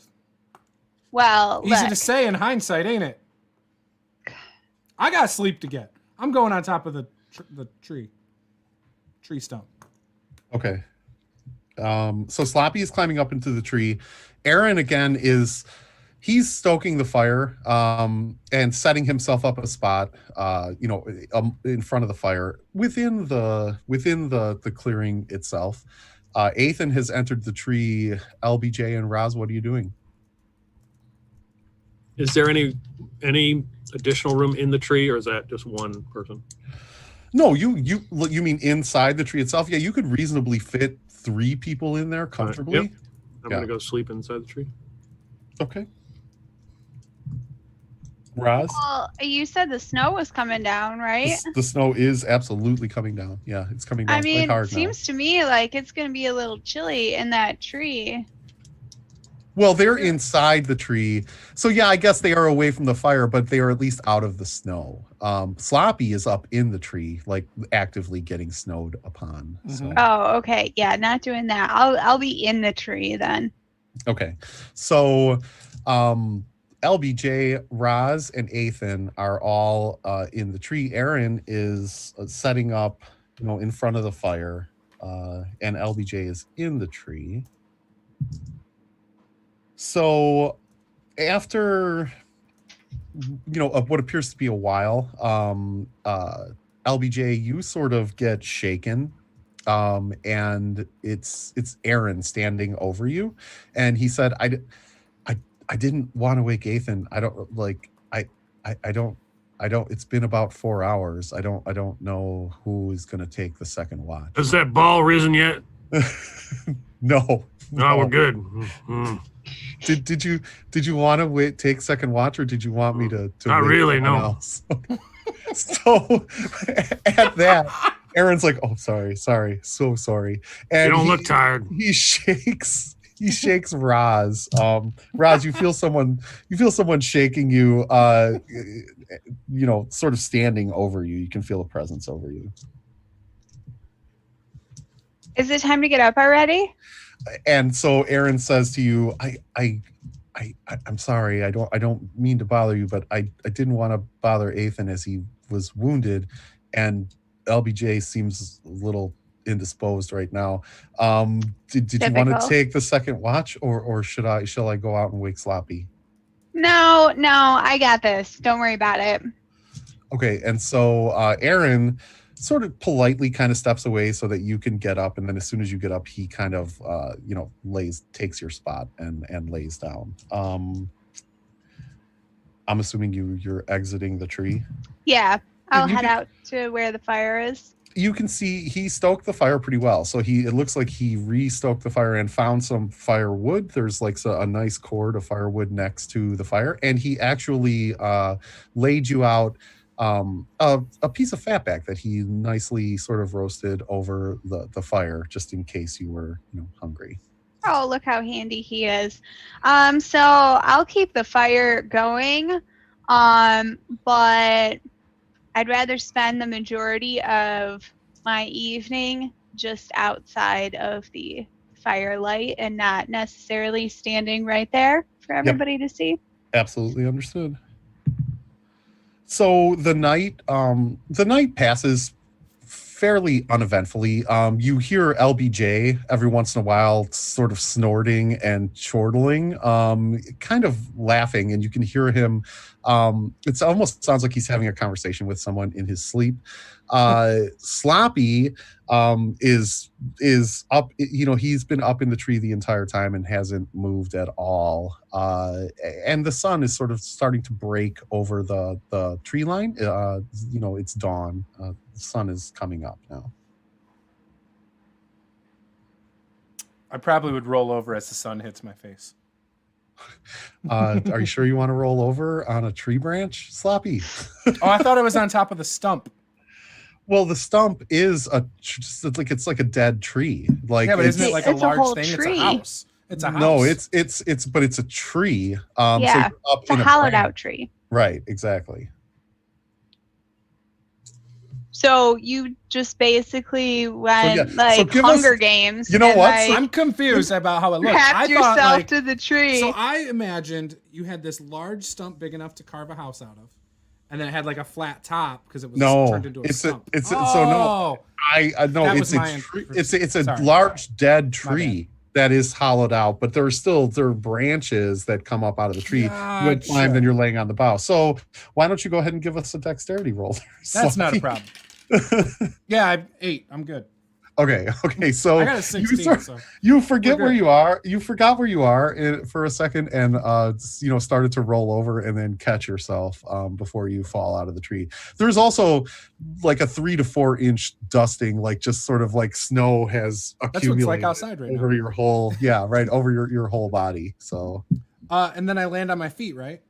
yeah, of Like course, a cat. absolutely. And then I'm like in the Iron Like a- Man pose, one knee down, with my Yes. bow in the other hand. Like I meant to do that. Exactly. Exactly. Roz, you see Sloppy sort of half fall out of the tree, but then catch himself and pretend like he meant to do it on purpose. And he looked quite heroic, and you were yeah, I'll roll my eyes and say, you want something to eat? Yeah, of course. What'd you make? I mean, there's still some cat from the other night. Is that what you cooked? I want something There's fresh. some pig. I don't remember what it was. Pig? Yeah, that pig in the back of the wagon. All I remember is It's the just pig. bacon. Like, right? Bacon's great. It's fatback. Yeah, right. Do you have any? I don't eggs? know what that is, you guys. It's essentially bacon. It's Okay. it's Bacon it's right. It's the rib meat off of the pig that. Okay, yeah, right. Perfect. Yeah. No. That's what I got. Okay. So LBJ and Ethan are still asleep in the tree. Oh, I'll for sure wake up LBJ. Okay. Ethan might need a little, an extra 20 minutes. That's fine. LBJ, Roz is sort of in your face, shaking you and kind of kicking your shoulder as she waves some fatback in front of your face. Is that ball here yet? No, Oh man. I think we're gonna have to go find him. Ethan, can you give me a D4 roll, please? A D4. Okay. Yes, sir.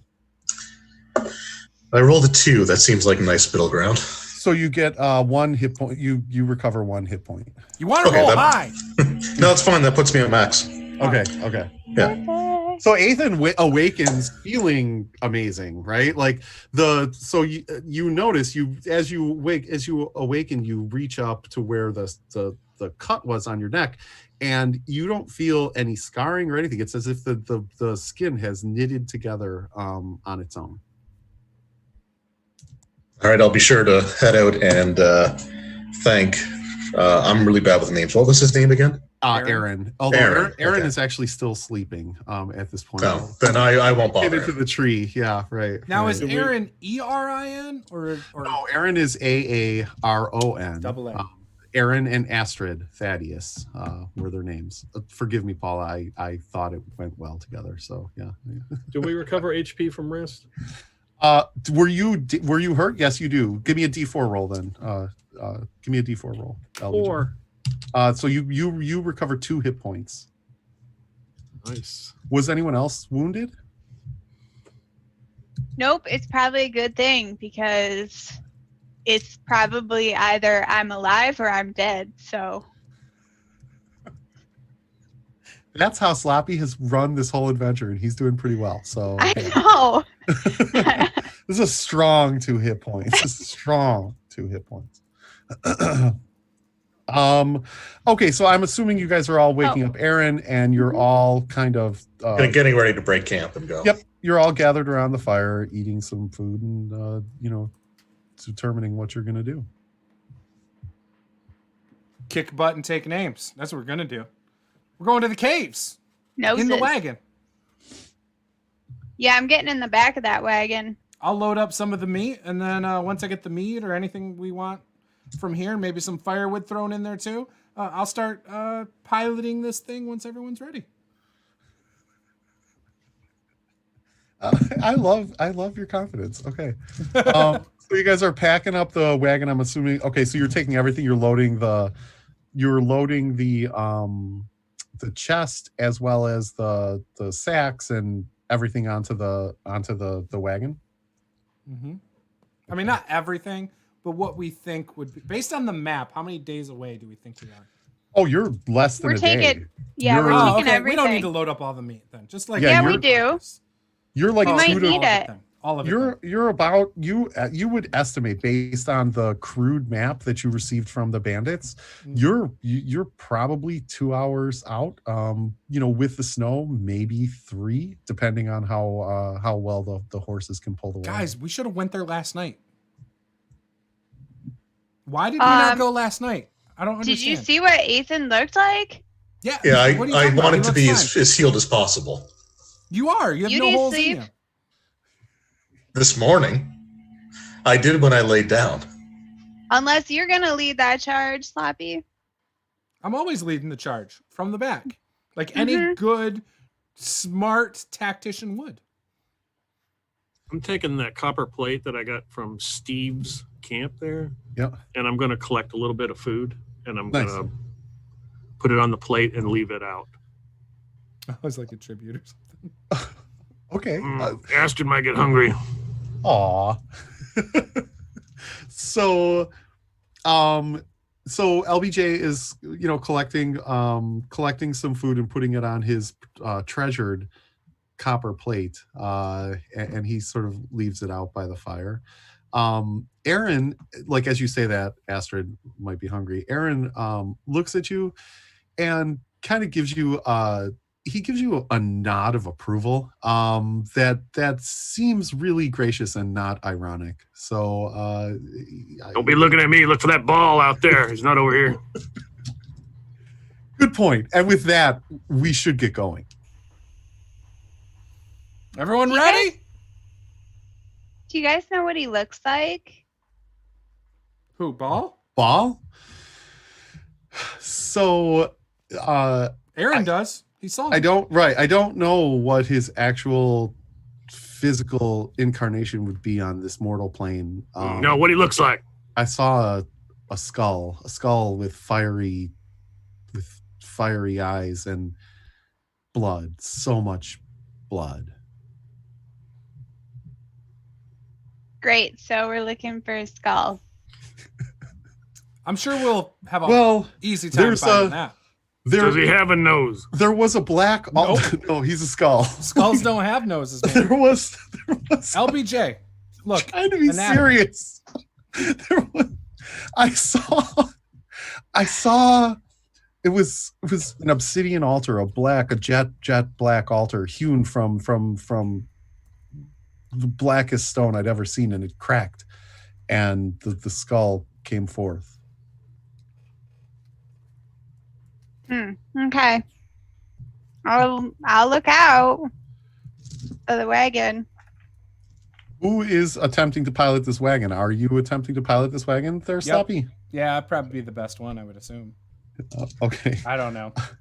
I'm gonna give you a choice here, right? I want you to you're gonna roll against your intelligence, because you know how to do this, you're skilled in doing this, or you're gonna roll against your wisdom because you're good with animals. I'm totally but intelligent. Give me so- a roll. Oh my gosh. I failed. So Roll 17.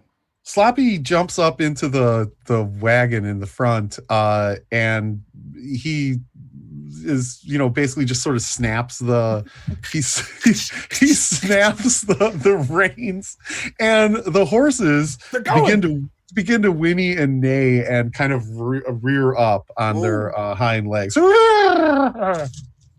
Is Sherman going to die by falling off the wagon?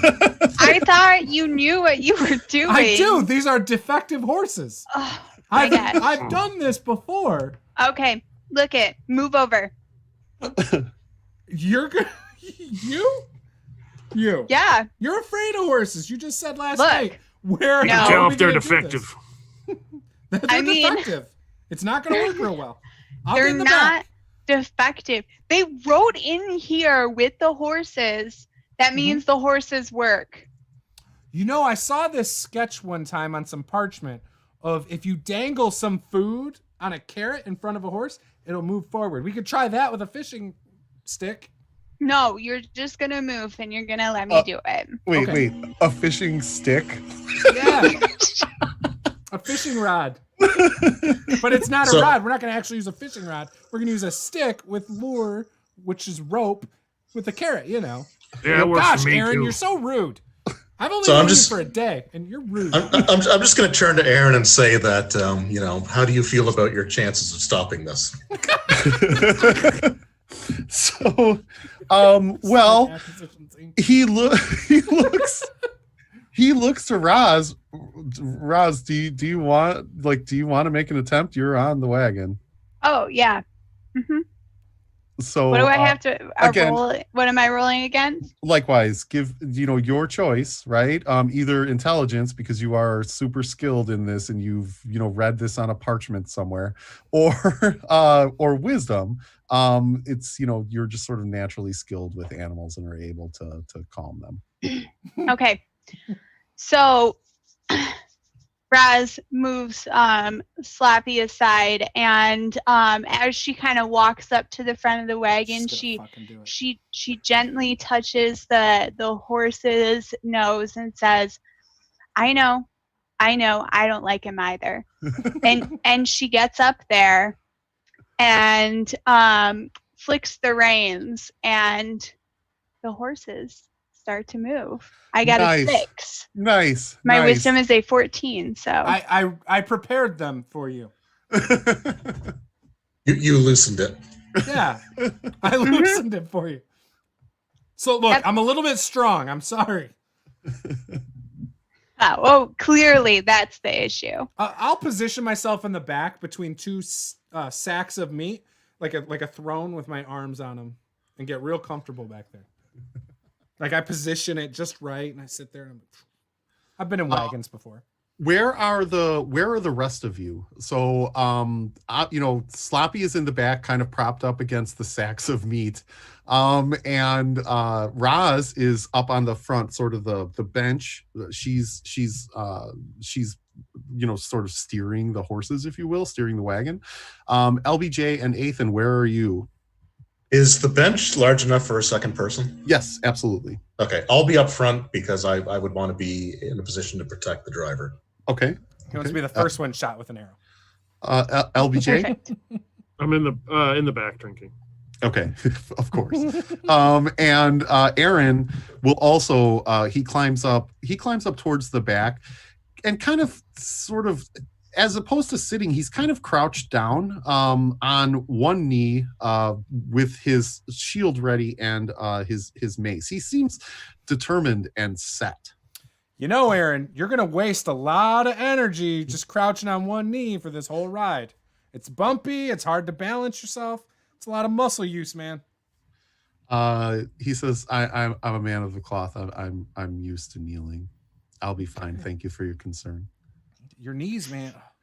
Just saying. I'm used to kneeling too, but not in a moving wagon. That's crazy. So with that, Roz kind of flicks her wrists, and the reins, go. The slackness comes away. They go tight, and the horses begin to move.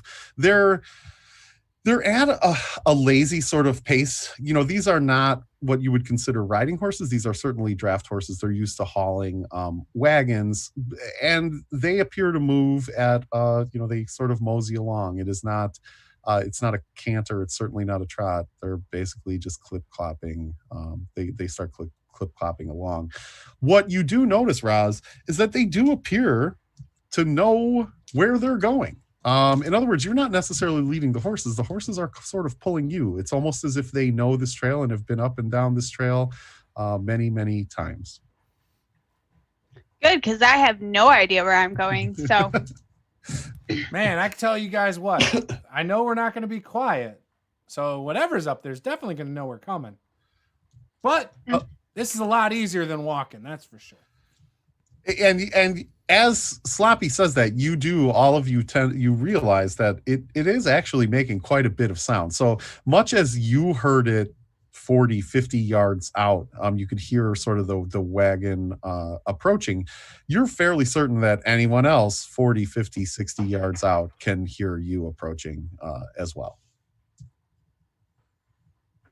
yeah, that's why I didn't want to take the wagon. But, you know, Then why are here we you are. steering the horses up there, Roz?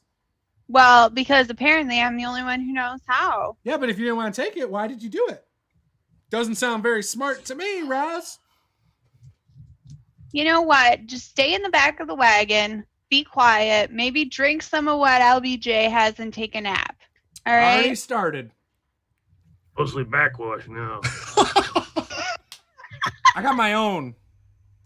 Oh Jesus! If we were playing 5th Water. edition, you would have inspiration right now. I like. Okay, that yeah. There's nothing okay. stopping you from giving him it. I mean, he obviously can't use it, but you're inspired, Peter. Consider me inspired. So yeah. So the horses continue along at sort of that steady pace. They're heading northeast along that road. So you've crossed the bend and you're heading in what is like a northeasterly direction. What you notice is that the forest itself seems to be getting denser and closer again to the road. The trees are old ancient growth, twisted and gnarled, almost as if the trees themselves are reaching out on the road, trying to bar your way. The horses, however, seem unaffected. They're continuing on forth, don't seem to be spooked at all, and again are following sort of this steady pace. It feels like they've done this many times. Looking out the back, I'm like, hey guys, you notice this is a more dense forest? This will muffle our sound a little bit. This is great. More trees, less sound. I love your optimism. What was that head shake over there, Peter? I saw you shaking your head no. That sounds like famous last words. I got barriers of meat around me. I'm good. And wagon. You travel on for another half hour or so. Ethan, you were on the front, like sitting on the front stool, correct? Or Yes. bench. Yep.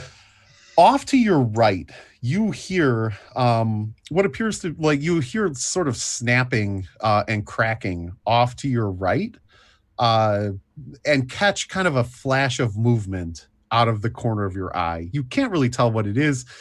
It's almost like a shadow darting off to your right.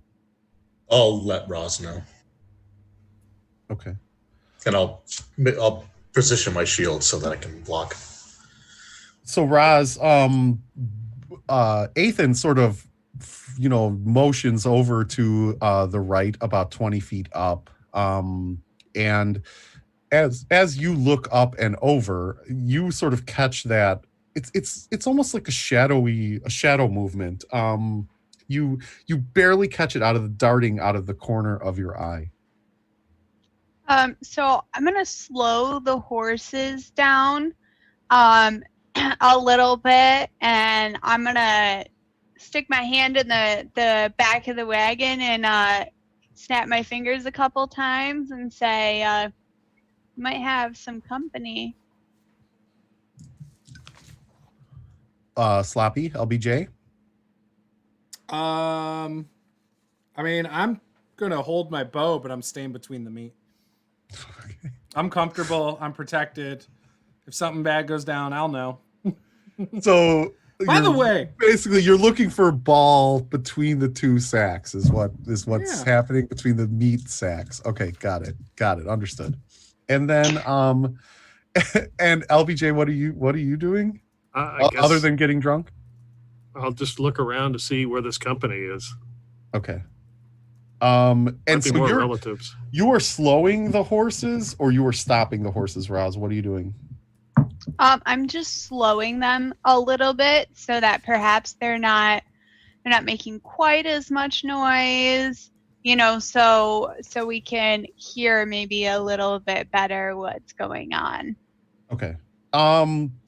Ethan, do you have a helmet? Or are you not have a helmet on? It's plate armor, so I believe plate mail would include a helmet. You do have a helmet, right? Okay, so you can hear some sort of cracking off again to your right, but it sounds a little bit closer. It almost sounds like it's coming in your direction. But because you have the helmet on, you can't determine whether it's a single creature, whether it's multiple creatures, what exactly is causing it. It's just some sort of cracking noise. Roz, you can hear a little bit better. It does sound to be multiple creatures. In other words, you're hearing cracking. It's either one massively large creature or it's, several, perhaps, 4 different creatures that are kind of making, and they do appear, it sounds like they are making their way, not necessarily stealthily either, towards your wagon. They're not, in other words, you're hearing the cracking of twigs on the ground, the brush sort of being pushed aside. You can hear it sort of steadily coming towards the wagon. We should stop the wagon. These shadows that we sort of saw, are they high up or are they small? Or, I'm just trying to figure out, is this a person that could be 6 feet tall, or is this clearly something that's, like a foot tall or, a couple feet like a dog? Yep. So it was sort of darting movement out of the corner of your eye, but if you had to bet your life on it, if you had to guess, you would guess that they are, they're above ground level, but they're not, the movement itself wasn't giant sized. It appears about, ground. It appears to be ground level, a ground level type creature. All right. Or movement. I'm gonna slow the wagon even more, and I'm actually just gonna set the reins to the side, and I'll kind of pull out my bow, knock an arrow, but I'm not necessarily pointing it at anything. Why are we stopping?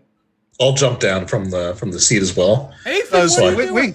Does Sloppy actually yell out, "Why are we stopping"? Do you yell that out loud? Yeah. Well, not yell, but enough, like, she's like 4 feet in front of me, right? So, like, I say it so she can hear me, like, why are we stopping? Like, what are you doing? She did tell you that we saw something, right? Said, yeah. Why would you stop? He said, I think you should be prepared for whatever's coming. I mean, you could have just went, yeah, and we could have went a lot faster and gotten away. Not with these horses. I did say that out loud, by the way. So you hear, as you're having this conversation back and forth with Roz, you hear it's like a dog yipping, almost. It's sort of a high-pitched yip, as if from a dog, and you can hear several. You actually now hear from your left on the other side of the road. You hear sort of a yipping, and then on the right you hear sort of an answer back, and it's the best way to describe it to the mound. The best way to describe it is like the mound was much more of a deeper kind of. It was like a growl, wasn't it? Or...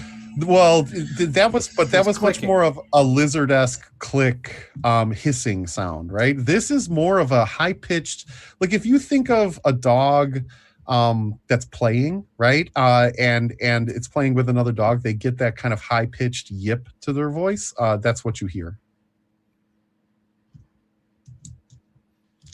My dog And again, doesn't make now any you noise, hear it just one. bites All into right, your skin. so- You hear one on the left, and you hear there's one on the left that clearly calls out Raz on your side. You can hear it clearly, and then on the right you hear an answer back that sort of echoes across, loud enough, Ethan, to where even you can hear it clearly through your helm. Yeah, I jump off the bench and I'll make my way sort of towards the sound. Put myself between that and the rest of the wagon. Okay.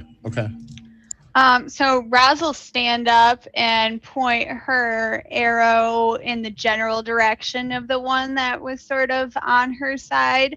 Probably a little bit closer to the ground. She's assuming it's some sort of like dog, wolf type of creature, which she is fully aware that the horses can not outrun. And she will again hit the back of the wagon kind of with her foot and say, "Guys, I really think you should get out here."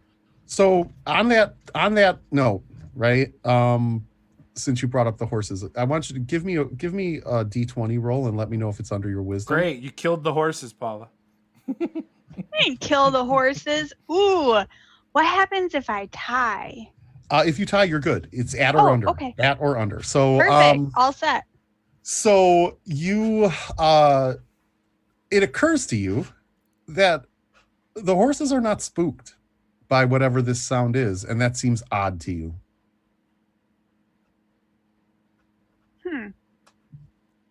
They've been here before. You know, guys, we could have just threw some meat out and kept going. We could have outrun these things. As I grab my bow and stick my head out the back of the wagon to see what's going on. I'm staying in the wagon, though. Okay, so you are in the wagon, bow at the ready. I want let everyone else tell me what they're doing, and then I'll let you know what Aaron is doing, because I don't want to, so.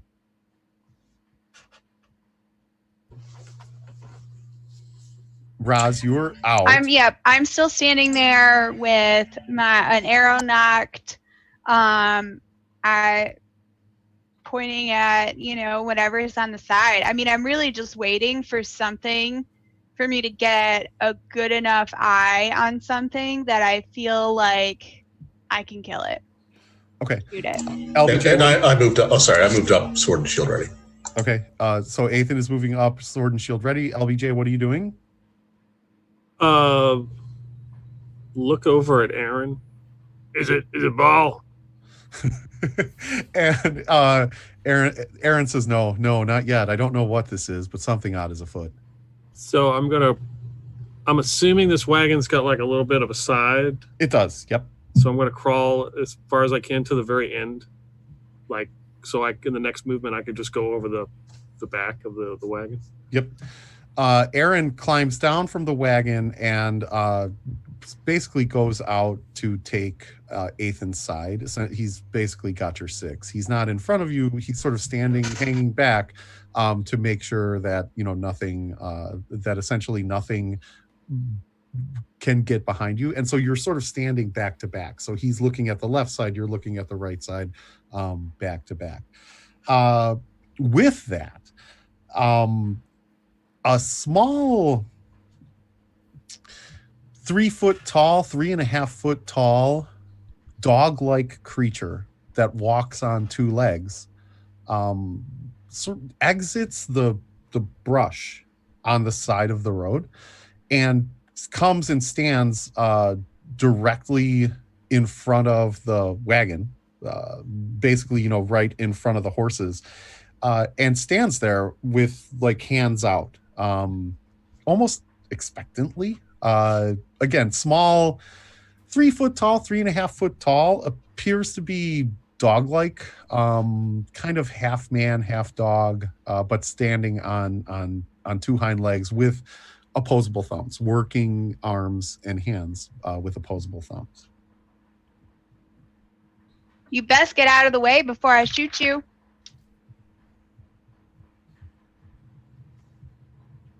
Anyone else? I'm in the back. I don't even see this. Okay. Ethan or LBJ?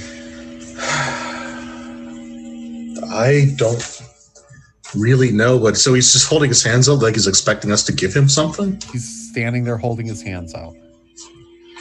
I'll take a little bit of the cooked meat that I had just on my person. Okay. And I will just toss it to him. And so he looks down at it like a bit confused.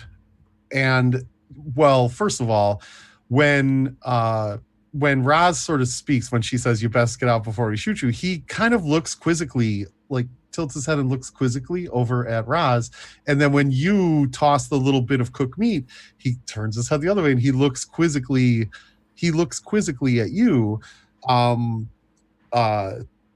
sorry, LBJ and Sloppy, you notice two more of these sort of dog-like creatures come out from behind the wagon and essentially approach the back of the wagon, and they're just kind of standing there expectantly. And the dog-like creature in the front that Raz, kind of warned off, and that Ethan threw the meat to, they're all kind of, he's looking at you now, sort of, his eyes are narrowing, and he's just looking at you. I will look back out the front and see the meat on the ground. And in seeing so, I will reach into the chest and grab, are they different, like, currencies, like copper, silver, gold? Yeah, there's various. The coins themselves were not sorted. It was basically just an assortment of coins that was in the chest. I grab a handful of like a couple coppers, maybe some silver, like whatever I can quickly, and I toss it out on the ground. Okay, and so then the two that are in the rear look down at the coin pieces on the ground, and they look up at you, and they sort of yip at you. It sounds like. Well, what languages do you speak, first of all? I don't want to assume that. I think for me, it's just common and lawful. Okay. That's a good question. Apparently none. All right, well, common for sure. What's your... I don't think the rest of us speak any other languages. I'm fairly certain that LBJ doesn't. Roz, I don't know what your intelligence is. It's only a 9. Yeah, you don't. Okay. I don't remember any what others. I chose. I don't know if I So chose one. essentially it would be, depending on your intelligence, it's going to be common plus another language or another 2, again, depending on your intelligence. But you also, whatever your alignment is, you do have an alignment language. Right. So Do you have an intelligence is a 14. modifier? So if you're with an intelligence of 14, I believe you have 1 additional language. So it's going to be common and 1 additional.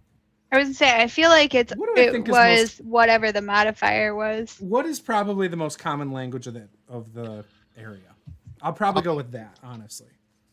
So, I'm going to be honest, it's hard to say, right? Right, because you don't have a location necessarily. Right. Like if we were talking something other than common, it's going to be like Elvish or Dwarvish, simply Then I'll because say Elvish. those are the most humanoid. Yeah, I don't want to meta at this point, Right, but right. I would say Elvish. Right. Okay. So, and I don't want you to reveal anything. What I'm going to say is, right, I don't want you to reveal what your alignment is because I don't want to know. I don't care, right?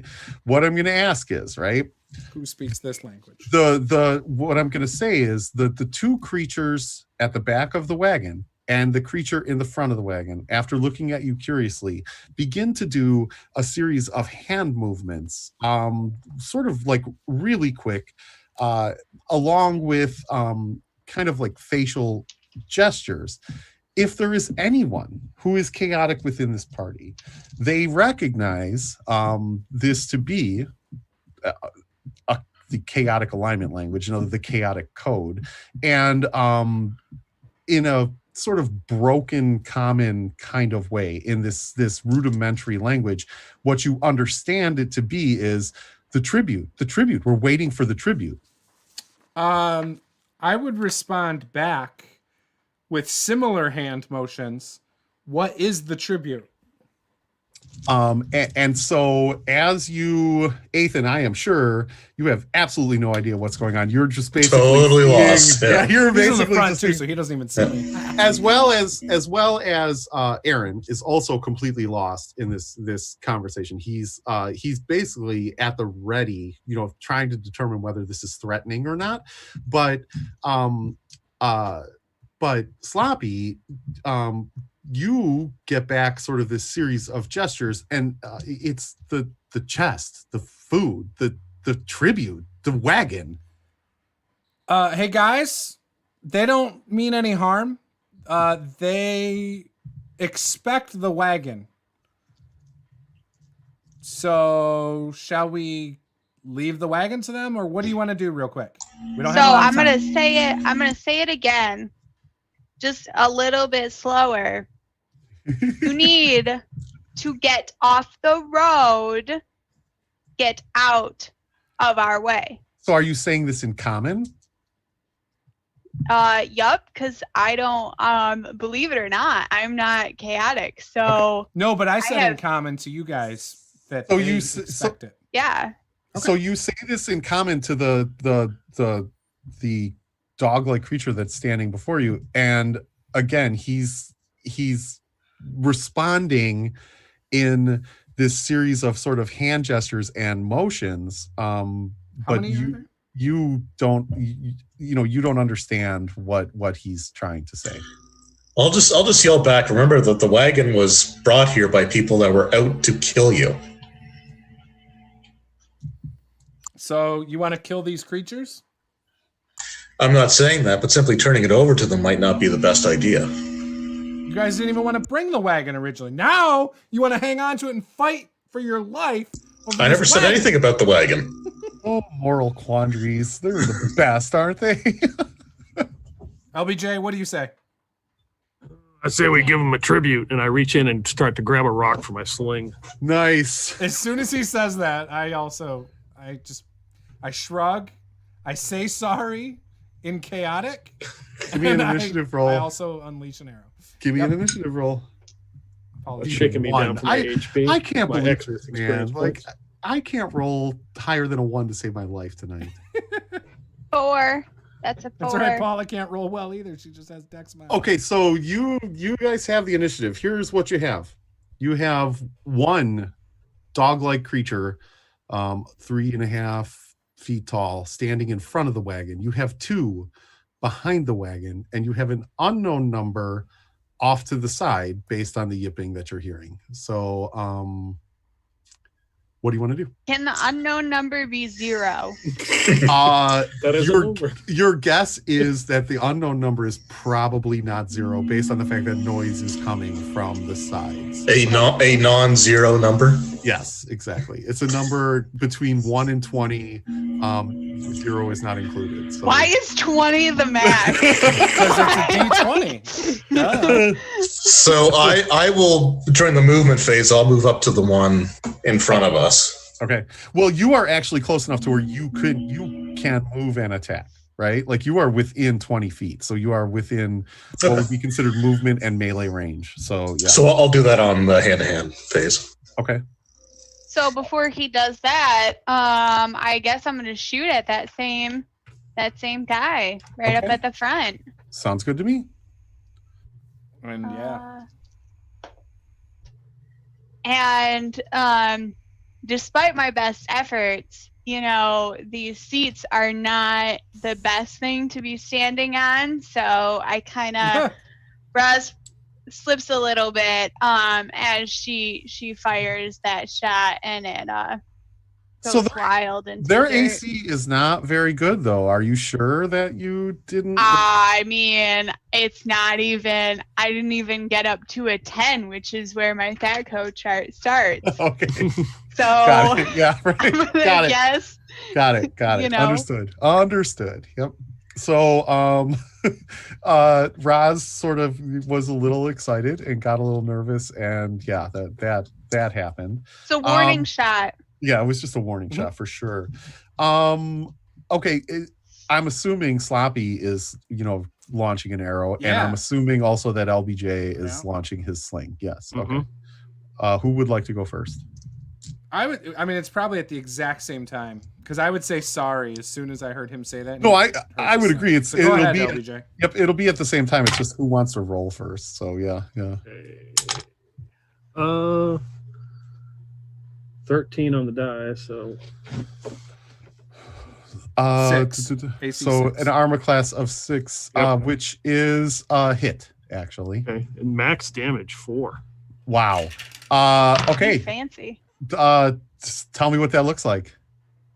So I'm just leaning down in the wagon, and I take out my sling and I reach up. Here's your tribute, and chuck it at him, So and was then this, give him a single hand gesture as it strikes him. was this the lone one standing in the front, or one of the two? One of the ones in the back. Okay. So Sloppy, you see LBJ kind of launch his stone from his sling, and it drops one of these dog-like creatures. So I rolled armor class 7. Just a hit. Just All right, exactly cool. what you need. Yep, Then yep. I do 5 damage. Tell me what that looks like. I hit him directly between the eyes with my arrow. Okay. So your arrow like launches out, strikes true right between the eyes. This dog-like creature lets out blood-curdling sort of kind of half scream, half bark, and falls dead to the ground.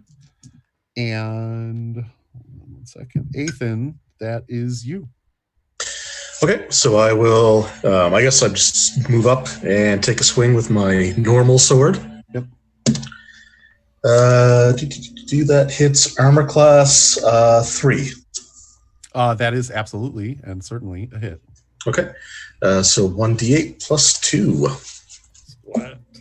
That's 6. Yeah. So I just sort of come by and just go from like shoulder down to hip and just slice it in half. Nice. I assume 6 will kill it.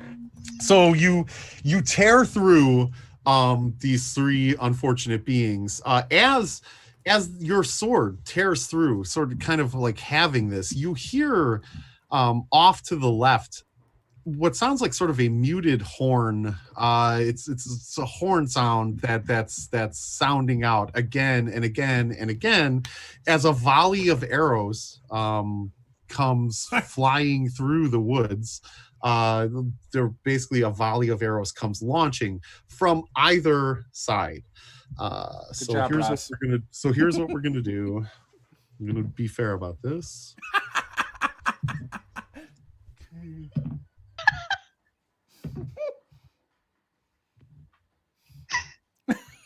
Okay, so The correct height for sure. one arrow is like sort of heading in your direction, Ethan. 2 arrows are heading in your direction, LBJ. 1 arrow is heading in your direction, Sloppy, and 1 arrow is heading in your direction, Paula. Or I'm sorry, Roz. Well, it was nice So- knowing you guys. Here we go. One's right? coming at me. Oh yeah, one's coming at you. Oh, even Yeah. in the wagon. Okay. Even because the It's wagon, not a covered wagon, right? the Oh, I thought wagon it is was covered. right. No, the wagon is Oh. No. it Gotcha. has, so think of it as like an opened, Yep, I got you. it's like an open wagon with, yeah, right, exactly. So let's go through this in order, right? So Ethan, that is a 5, which is a miss. LBJ, 2 on you, buddy. You ready for this? Yeah, ready. That is okay. So what is your AC, buddy? Oh, see. Look what you It is did, now- Paula. It is now, well, look 6. what I did. Your Yeah, And you're AC, so you should've- careless. You Your know AC what? is If 6? you would have, Yeah. Okay, that is a hit. Well, so you have 1 set of damage coming. Let's check for the second arrow. We're gonna get 2. That's a 2. You're safe. So here we go. D6. Is it a So 6? That's a 6. Okay. oh, So our I'm fearless sorry. leader. So okay, so there is 1 on Roz. That's a miss. That is okay. That's your Roz is good. So now here we go, Sloppy. Are you ready? Yeah, What is your AC, Sloppy? 1. Okay, you are lucky as hell. Okay, so that is also a miss. My plate armor. Ping. we are now at the top of initiative order. We're going to roll again. Although these folks, whatever is firing at you, you have no idea. It is unseen. But also, the horn is continuing to sound. You hear this horn just being blown sort of over and over and over and over again. So that's going to be an initiative roll. So much for making it to the so caves. at least I didn't get a 1. It's 2 this time. So yeah. Well, I also rolled a 2, so that means you lose. Yeah, that's actually true. So okay. So it is your round. So again, arrows are firing from both sides, like you're seeing the volleys come through, but you don't see anything other than just forest on either side. And the sound of a horn sounding over and over and over again.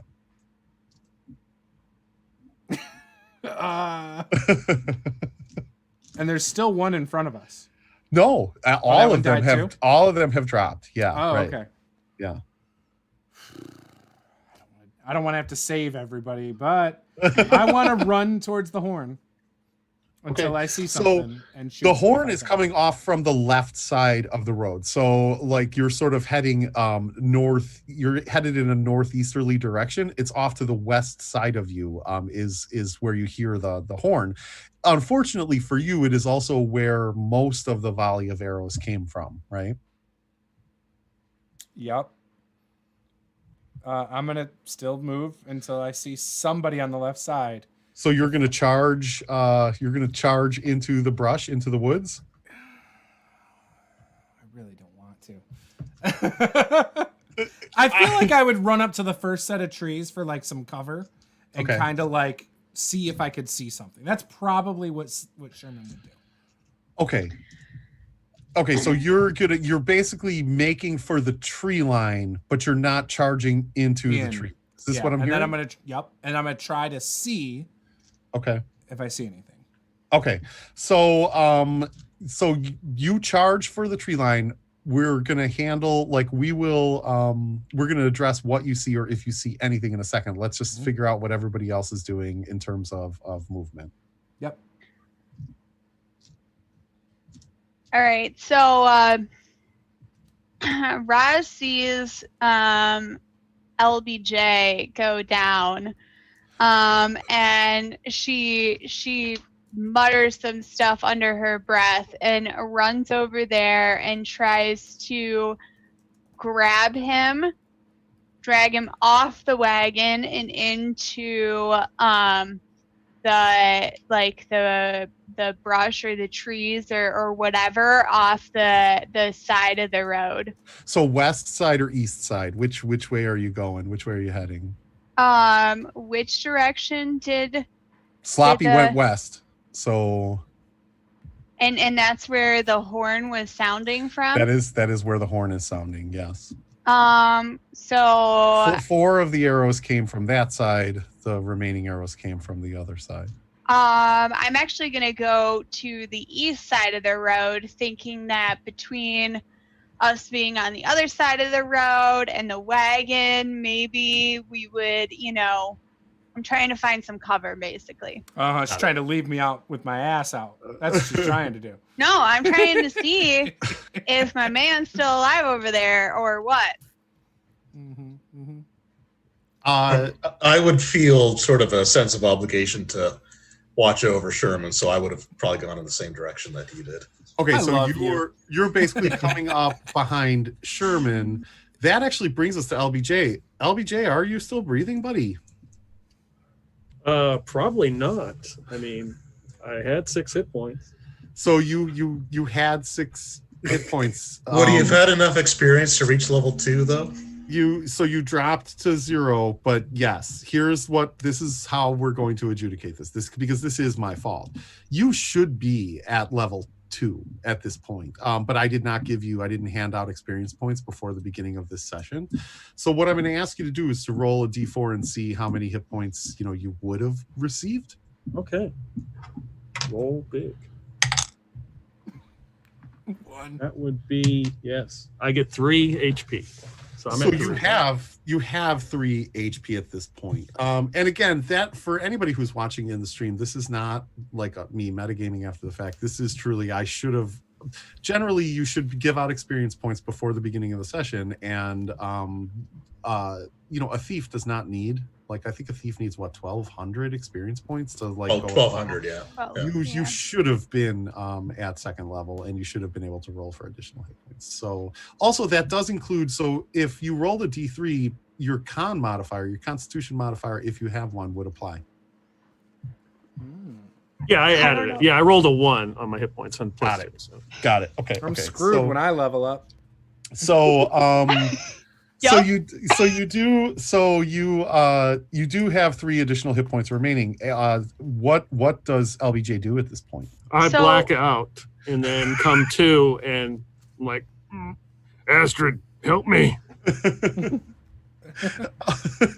And Aaron, who Aaron sees Sloppy sort of dart over, or sees Ethan dart over to the west of away from Sloppy, or towards Sloppy, and Aaron dashes over to where LBJ is, seeing him take an arrow essentially to the throat. And he dashes over again, sort of holding his holy symbol in front of himself. It begins to glow with that sort of fiery yellow-orange glow that doesn't emit any heat. And LBJ recovers another 4 hit points. You feel sort of this warming sensation flow over your body, and kind of like you become energized and feel reinvigorated. So as that happens, Roz is gonna slap him across the face and say, "Don't you do that to me! Thought I was gonna have to tell Tasha that you got killed out here on this damn road." So with that, everyone's movement. Sloppy, I want you to give me a D6 roll, please. Yep. Let me know. What it is. 4. Just straight D6. Yep, just straight D6. Yep. All right, you're sort of searching off through the woods, and they're thick and heavy, and you can't really. You think you hear something a bit off to your left and a little in front of you, but you can't really see anything. With that, all of your turns are over. Is that correct, or does anyone want to do anything else?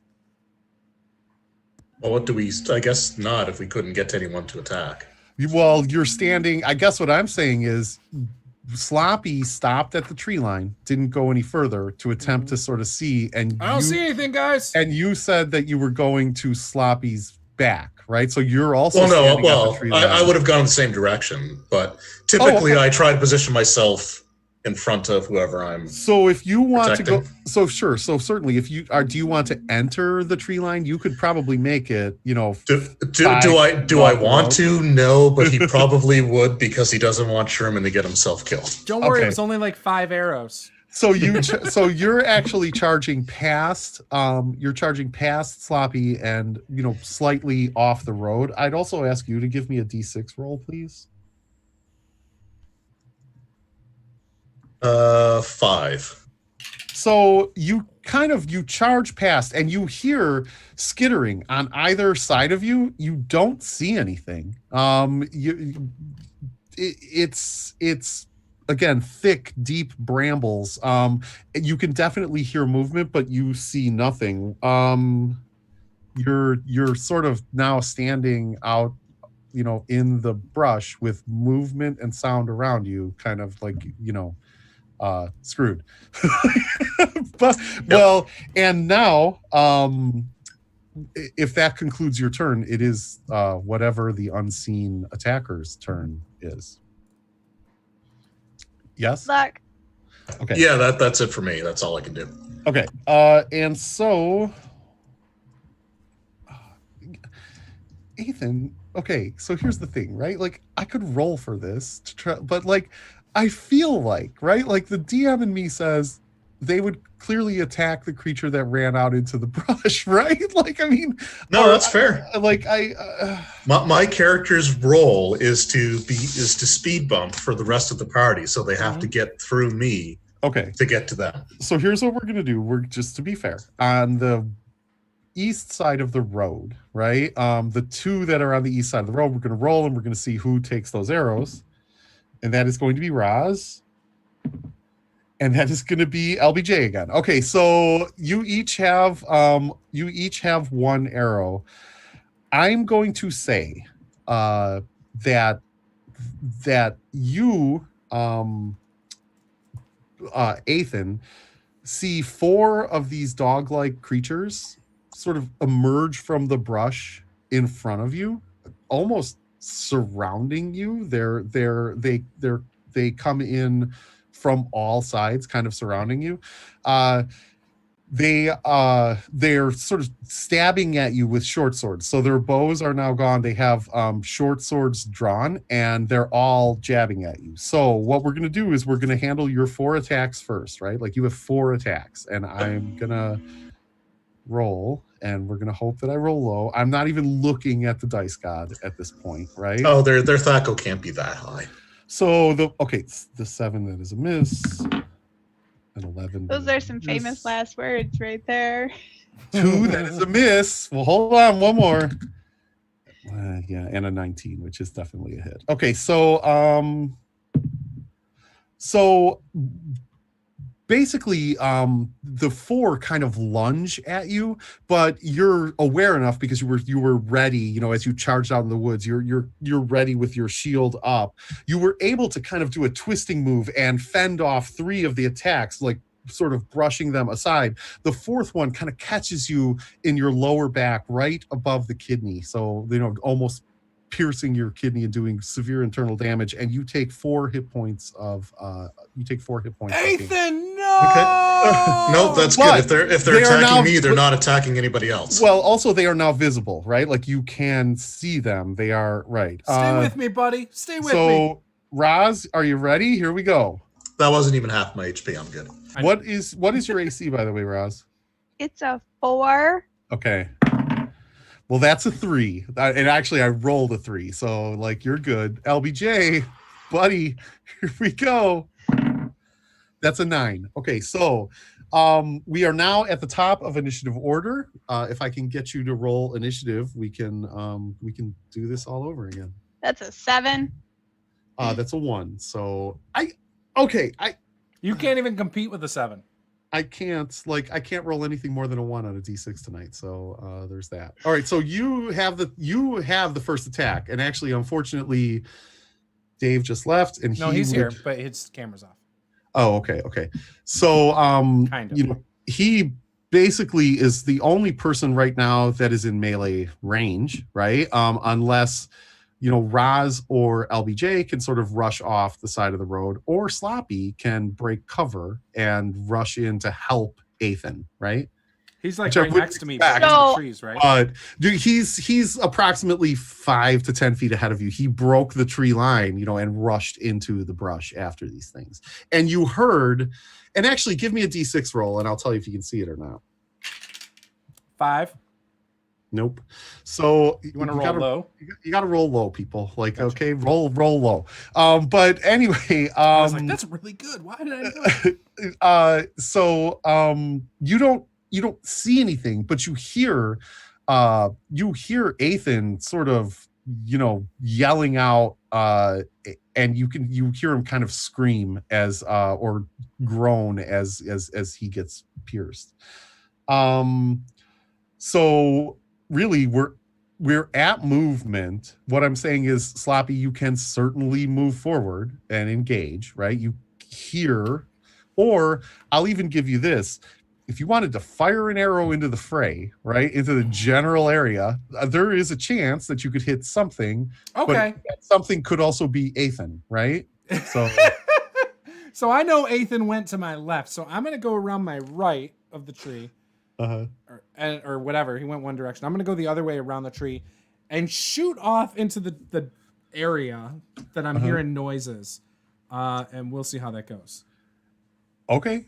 Is anyone moving though? Because that would go before me. Give me well, that's what I'm saying, right? Like, so we're like movement, then missile, then melee. So I'm not really. So we can't. I assume that LBJ and myself can't see where the arrows really came from. Like, we don't see anybody who's shooting them. We just know they hit us. Right. You see the general direction. Like, so they're basically like arcing up over the trees. They're coming out of the forest, arcing up. So you can tell the general direction that they're coming from, but you have no idea where.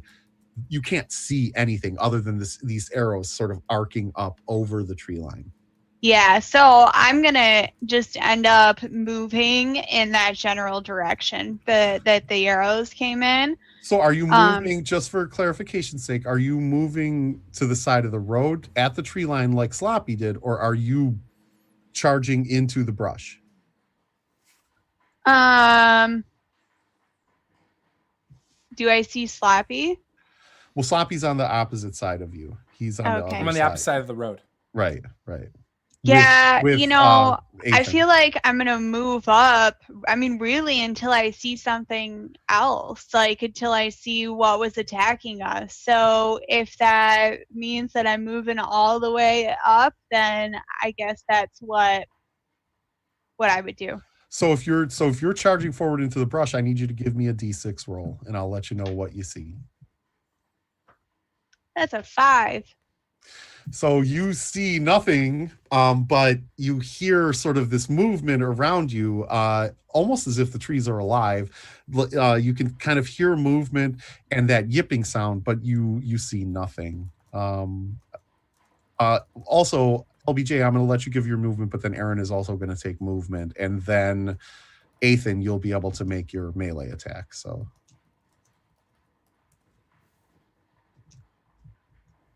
Oh, I'm still doing a missile attack too. You absolutely are. Following my cousin's lead, I'm going to run into the brush more to take cover because I'm figuring it might be harder to hit if I'm in the woods as opposed to out in the open.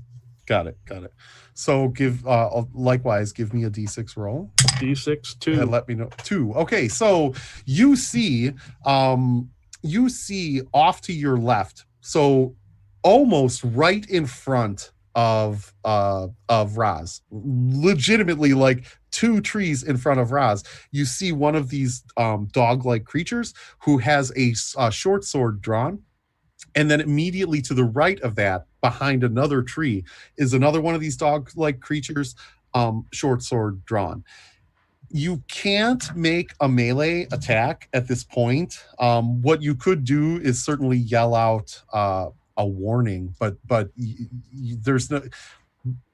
Basically, you made your movement. You searched. You cannot make your movement and now attack. So right.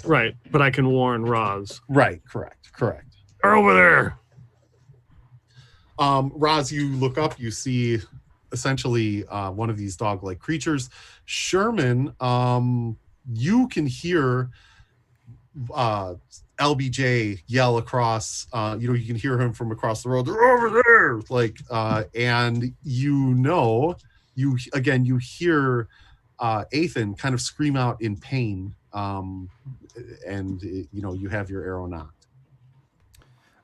So I will yell out in chaotic as I shoot. The big guy's gonna rip your arms off. And I rolled a 15 on the die. Armor class 4. But whatever penalty or whatever. Right. Agreed. So a 15 on the die.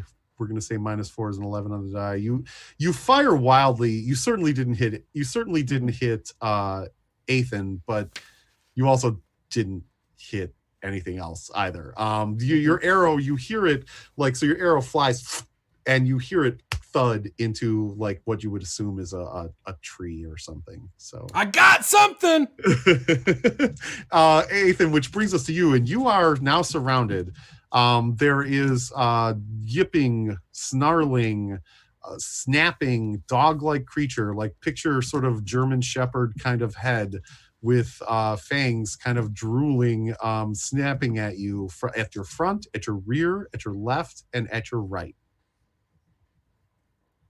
Okay. The one that hit me. Yep. I'm going to take a swing at him. Okay. And that is armor class 2. That is certainly a hit. Oh, that's max damage. I did 10 to him.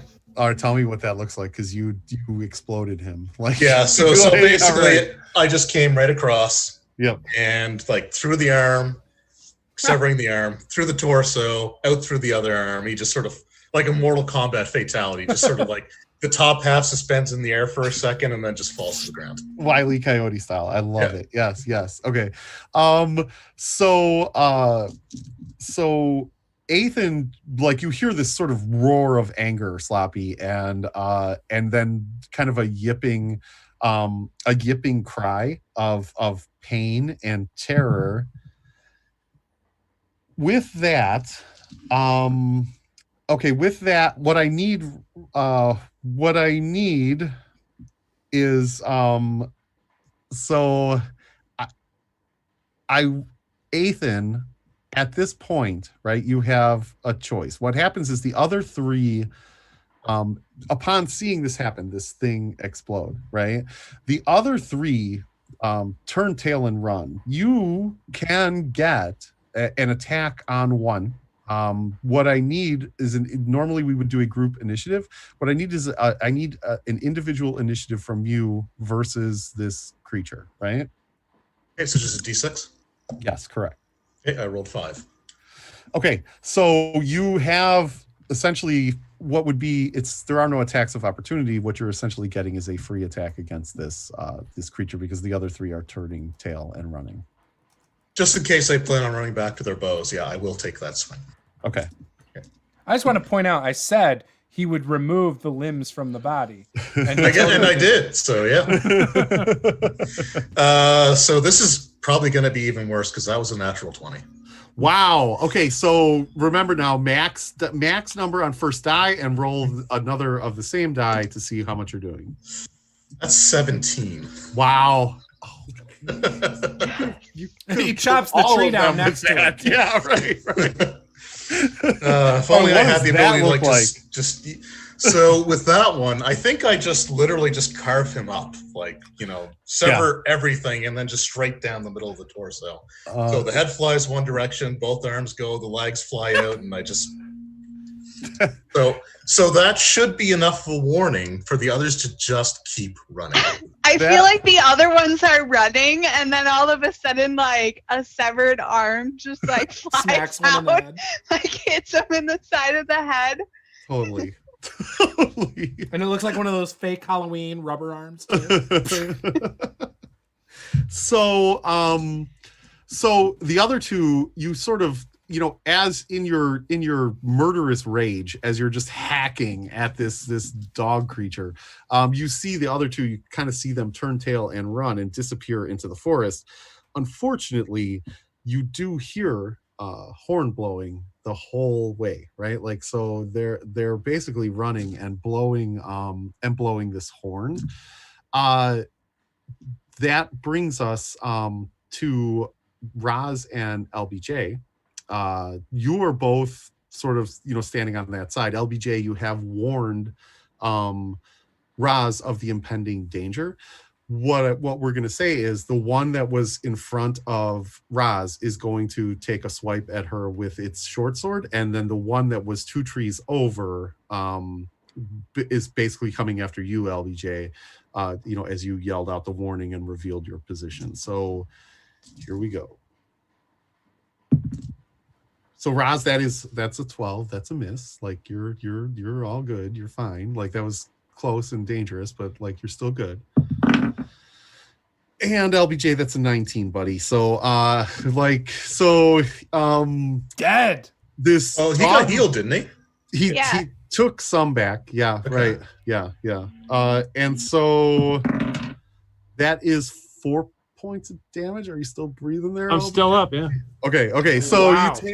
you take a short, our glorious leader. You take a short sword to the to the kidneys there, and you're still standing though. And that brings us to the top of the order, so let's roll initiative.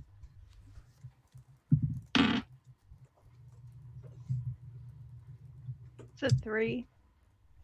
Really? Okay, so they actually get to act first for the first time dang. ever. Like, Dang. okay. Just in time to kill your cousin brother thing. So they actually get Or to act myself. first for the first time ever. Yeah, whatever. We'll be stronger Cousin without brother you. thing? Great. We'll be stronger without Rosalind. We could have gotten out of this. So hearing the horn sort of like dissipating, going away. Yeah, the horn's going away, right? Right. They can Like, hear the horn going away. They turn tail. And having initiative, you're not getting a bonus attack. There is no attack of opportunity. They basically turn tail and run off into the woods. That is not to say that you cannot. I mean, you could certainly pursue if you'd like, right? In other words, you're seeing which direction that they're going into. So, well, now you, Ethan, you don't even see this happening. You're over on the other side of the road, and they've already run away. So your choice is to chase after the ones that ran away from you. Roz and LBJ, I guess I'm looking at you right now. Do you want to chase after these creatures? I take out my sling.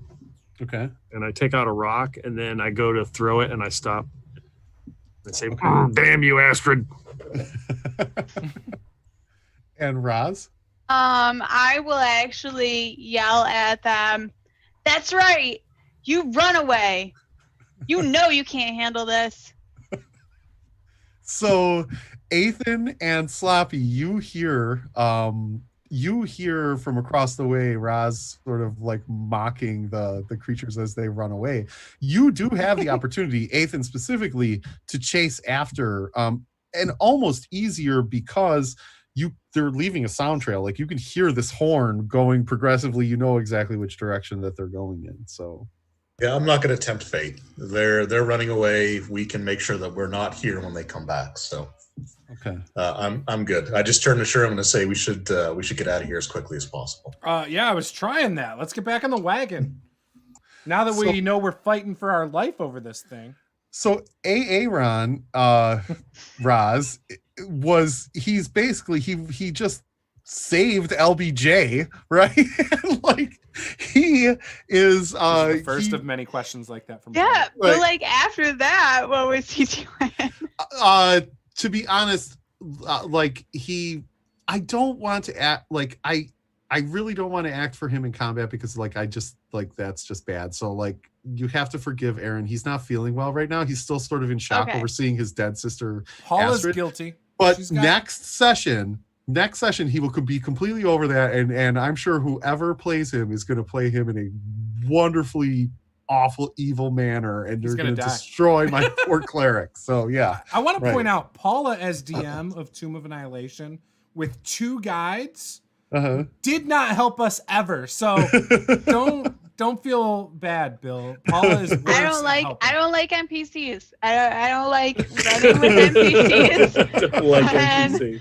She has separated us from our guides in the game. Yeah, I like to just get rid of them because it's just kill 'em off. obnoxious to remember. Like you got enough stuff to do.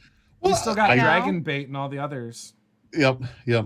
Useless. Garbage. So you sort of hear this horn fading off into the distance, and you're left with this bloody mess before you, right? There are 3 dead creatures out on the road. There are 2 dead creatures that are completely dismembered standing in front of Ethan off of the road. Sloppy sort of standing there on the side of the road, being like, I did my part. I shot an arrow. I would have picked up those coins I threw on the ground right away, actually, and put them back in the chest. Sorry, that's great. Sloppy is picking up the coins that he tossed from the chest. I'll pick up the meat that got dropped on the ground and got all dirty, and I'll give it to LBJ because he looks like he could use it right now. Yeah, thank you. Good stuff. Nice. All right, so you guys are picking all of that up. Aaron actually does approach LBJ and says, you should probably take it easy for a while. I will. Thanks, Astrid. And as you hear that conversation, you hear the horn stop. Like the horn that was fading off into the distance, you no longer hear it. Hey, look, something else killed him. Let's get on the road. Roz, can you handle it? I don't know. Apparently, I was told that I can't. So maybe almost got you us should killed. give it a shot again. You almost got us killed. I was trying to defuse the situation. I almost got us killed. How? You said you didn't even want this wagon and all the stuff in it. I tried to give it to them so that we didn't have to fight, and then you threw a rock or something. I don't know what the hell you did up there. You did something stupid. I don't even have rocks. You did What something are you dumb. talking about? I heard you saying, move or I'm going to kill you. Technically, LBJ was the one who cast the first stone. I mean, Yeah. literally. He was Literally. encouraged by Roz, though. I heard her. Mm-hmm. And her words swayed our glorious leader who fought bravely in combat today. Look at his battle wounds. He's going to have some sweet scars. What happened to your marks? You don't even have scars now, Ethan. What's going on here? No, that's okay. I'm not looking to collect scars. Oh, chicks love scars, man. They don't. I'm just letting you know they don't love it. They do. They don't. Oh, trust me, they do. Oh, yeah. I'm sure you know a lot about that. One time I tripped and I skinned my knee. I thought I was going to die, probably because I almost died. But the scar it left, got me a girlfriend when I was 14 years old. It was great. Well, I guess who would I trust more about who knows what a woman wants? Would it be Sherman or the woman in the group? Floppy. Yeah, I mean, Sherman. Yeah. Floppy. I mean, Sherman. Seems like all you an gotta expert. do is ask which one of us has ever scored women. And right here, how many women has Roz got? You don't don't know? want to know. Yeah, right. This If might they be a don't stab conversation you we more have to than have, once, you're Roz. good. Roz doesn't kiss and tell, okay? Oh, that sounds like a cop out for none. If they don't stab you more than once, they're a keeper. Oh no, the more they stab you, the better. Oh my god. All right, so as you guys are having this conversation, as you're having this argument in the middle of the road, you hear off in the direction, so sort of the westerly direction that that the three creatures had ran, or I'm sorry, the two creatures, because Ethan exploded too. You hear trampling as if the sound of many feet coming from that direction. You're not hearing a horn any longer, but you are definitely hearing the sound of the brush and the brambles being pushed down. It sounds like somebody is coming in at quite a quick clip from the westerly direction. All right, guys, we better get off this reinforcements. road. Let's get so this is what we should do. We should get the horses going and hide on the side of the road. They'll follow the horses. So now, the whole reason we had to fight, you want us to just let it go on the road. Look, I had nothing to do with that. All I told him what to do was get off the road. Now, do you want to stand here arguing about it? Either we're going to get in the wagon or we're going to hide on the side of the road. Right? As you hear the sound of these many footsteps quickly just approaching, getting louder. LBJ, what are we doing?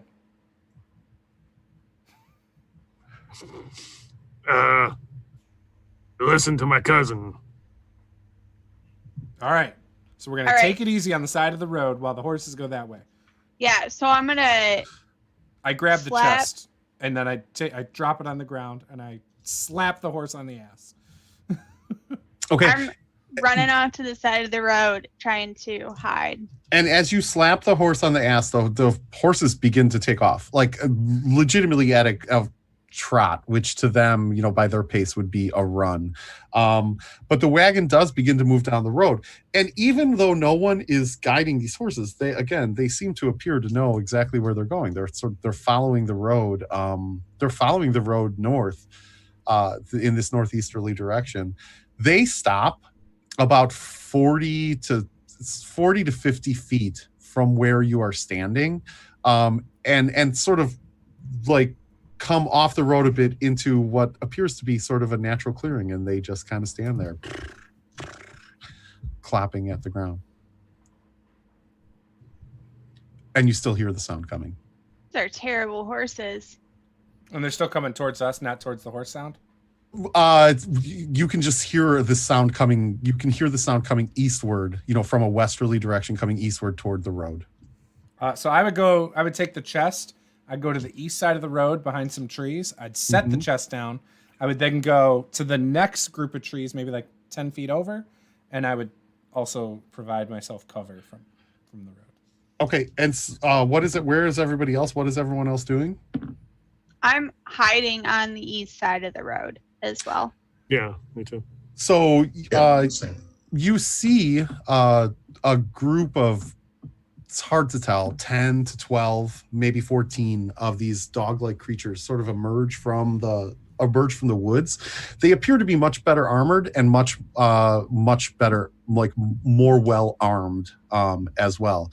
They burst forth from the woods and look up to where the wagon was, and they kind of head up the road towards the wagon, and you can hear them yipping back and forth to each other. You're assuming that it's some sort of language.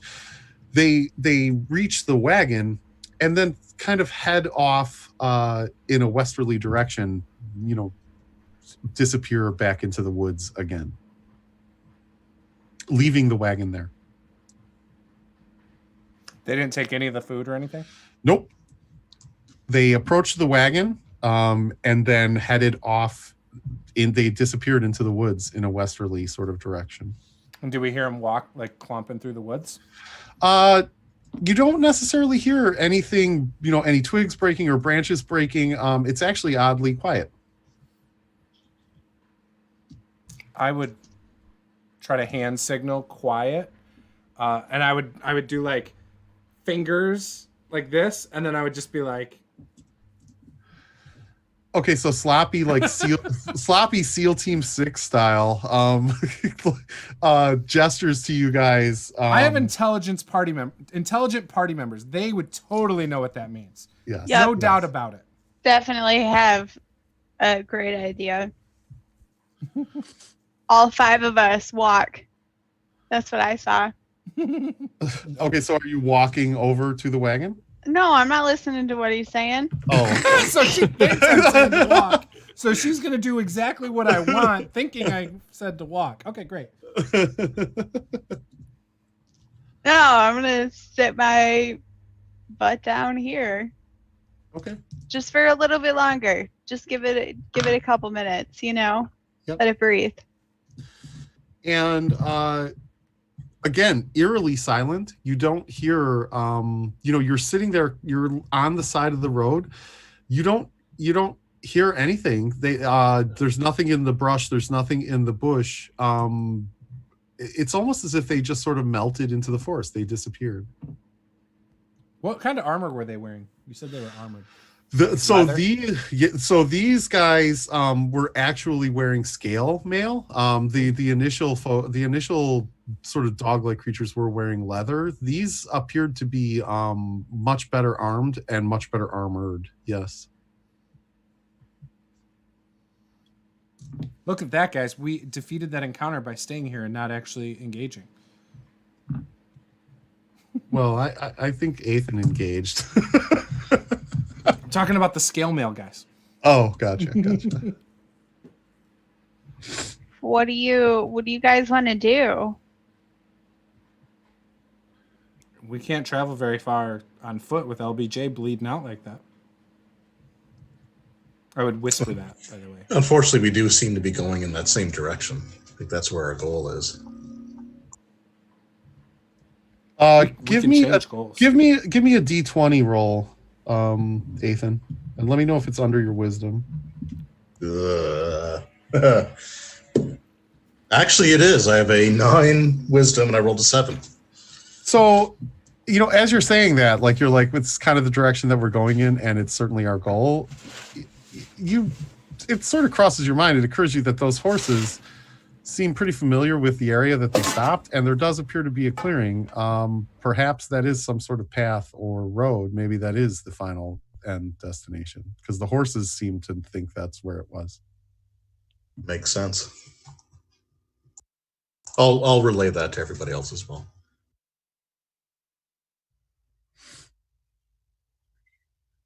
Are you eating caramel corn again, Juice? Yeah. It's so good. I love it. That stuff is terrible. Oh, Yeah. it's the best. Not caramel corn, just that type. Mm-mm. So, yeah, some of the non-caramel is kind of plain. Okay. Anyway, so Back on track. what do we want to do?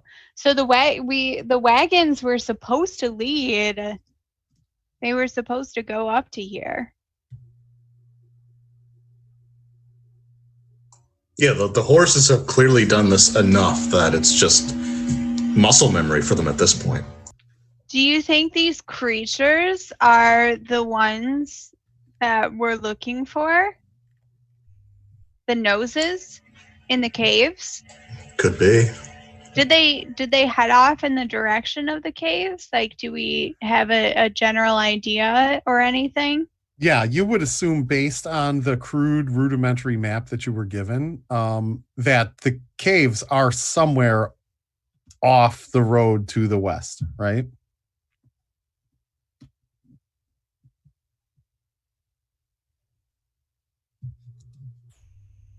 I mean, maybe these guys had a hit out on us. Maybe that guy was just trying to cover. Maybe he's the one supplying the creatures with all their like food and compensation. Maybe he's the one who hired them. He's just putting up a front. He just wants everybody to think that he wants them gone.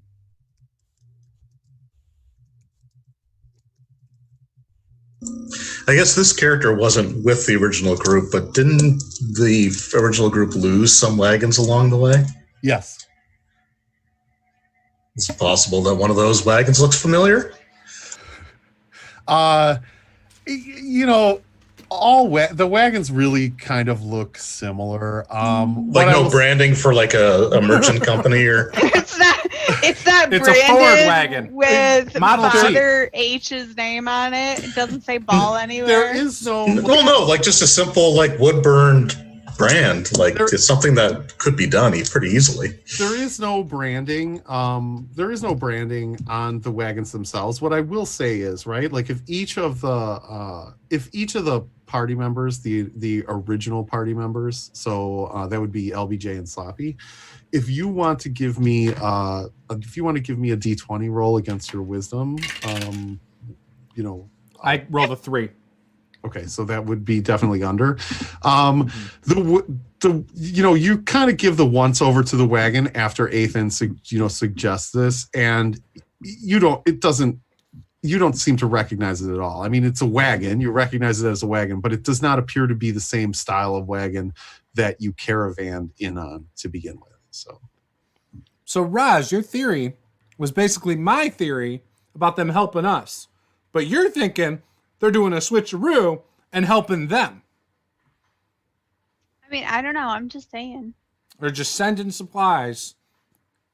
It just seems weird. Don't you think it's weird that the horses just like pulled over to the side of the road, hanging When I out get tired, there? I stop. I don't know. I mean, they got us to where we need to go, I think. That map you guys said means we need to go west anyway. So taking the horses isn't going to get us any closer at this point. All right, I was just saying. I mean, so we is want it to a go after double? these? Is that what you're Treason? saying? Like, what's going on here? Are they double swerving us? Or are they double swerving them? Who's Look, getting do swerved? you want to go after these guys or what? Well, they had your contracts, meaning that those contracts were no longer back at the keep. So there'd be no record of you having an actual working agreement with this priest, right? Oh. Ding, ding, ding, ding, ding. Good thing I only burned 2 of them. Yeah, but one of those was yours. Yeah, but we have the one that says Actually, everybody's name on it. So the agreement True. from Yeah, but you- them. Well, And what do you we got? still have the other note about the hit on us. And it's got his initial. We've got him, dude. Yeah, we have evidence, but This will totally hold up in court. I mean, he was absolutely, if that's the case, then he was absolutely setting you guys up to die. Yeah, so look at it this way. When we free up the roads and the merchants can travel again, and we have this paperwork, there's no way anybody could deny us our agreed upon settlement. Well, and Aaron looks up and he says, aren't, and again, I understand and I fully support the fact that you have a signed contract and an agreement, but aren't we losing sight of the fact that if Baal rises, the whole world is dead? Yeah, like some imaginary being from another plane is going to come and, end things. Come on. Yeah, I'm totally on site with that. Let's stop that guy. Like, screw that Baal guy. Man, this meat is so good. This salted meat. Have you guys tried some of this? Well, so what do you guys want to do? Not drop popcorn on the floor? Okay. At some point, we got to make our way up to towards that clearing. Yeah, that's what we got to do. So I think we would do that. So you make your way up to where the wagon is, and you can see that there is an opening in the forest trail, approximately 2 to 5 feet wide, that heads off to the west, sort of deeper into the forest. You can't really see the end. It sort of disappears into darkness. Aaron, you have faith, right? What does Yes. your faith tell you about going west into the darkness? My faith tells me that we must go west into the darkness in order to stop the rising of Baal. Let's do it. All right, I'll lead the way. Does everyone else want to tell me where they're at? I'm in the back, as usual. Per use. LBJ? I can be second. I don't know. So you're about, so it's Ethan, Raz, I'm assuming LBJ behind Raz, and Hold on then my side. and then Aaron, and then Sloppy. So you make your way down this sort of dark path, begins to become denser. The forest sort of you've been passing through has been getting much more dense and tangled and gloomier than before. The thick and twisted tree trunks, unnaturally misshapen limbs seem to warn and ward you off, but you force and hack your way through regardless, being pushed and urged on by Aaron. And now the strange growth suddenly ends, and you step out of this thicket into a ravine-like area, and the walls rise about 120 feet or so, dark streak rock mingled amongst, sort of the sloping walls of the canyon. The opening you stand in is about 200 feet wide, and the ravine runs at least 400 feet to 500 feet west, to where the western end rises in a very steep slope. Here and there at varying heights all along the sides of the ravine, you can see the black mouths of cave-like openings in the rock walls. The sunlight is very dim. The air is dank, almost oppressive. You can feel just evil pressing down upon you, almost as if something's watching you. And here and there,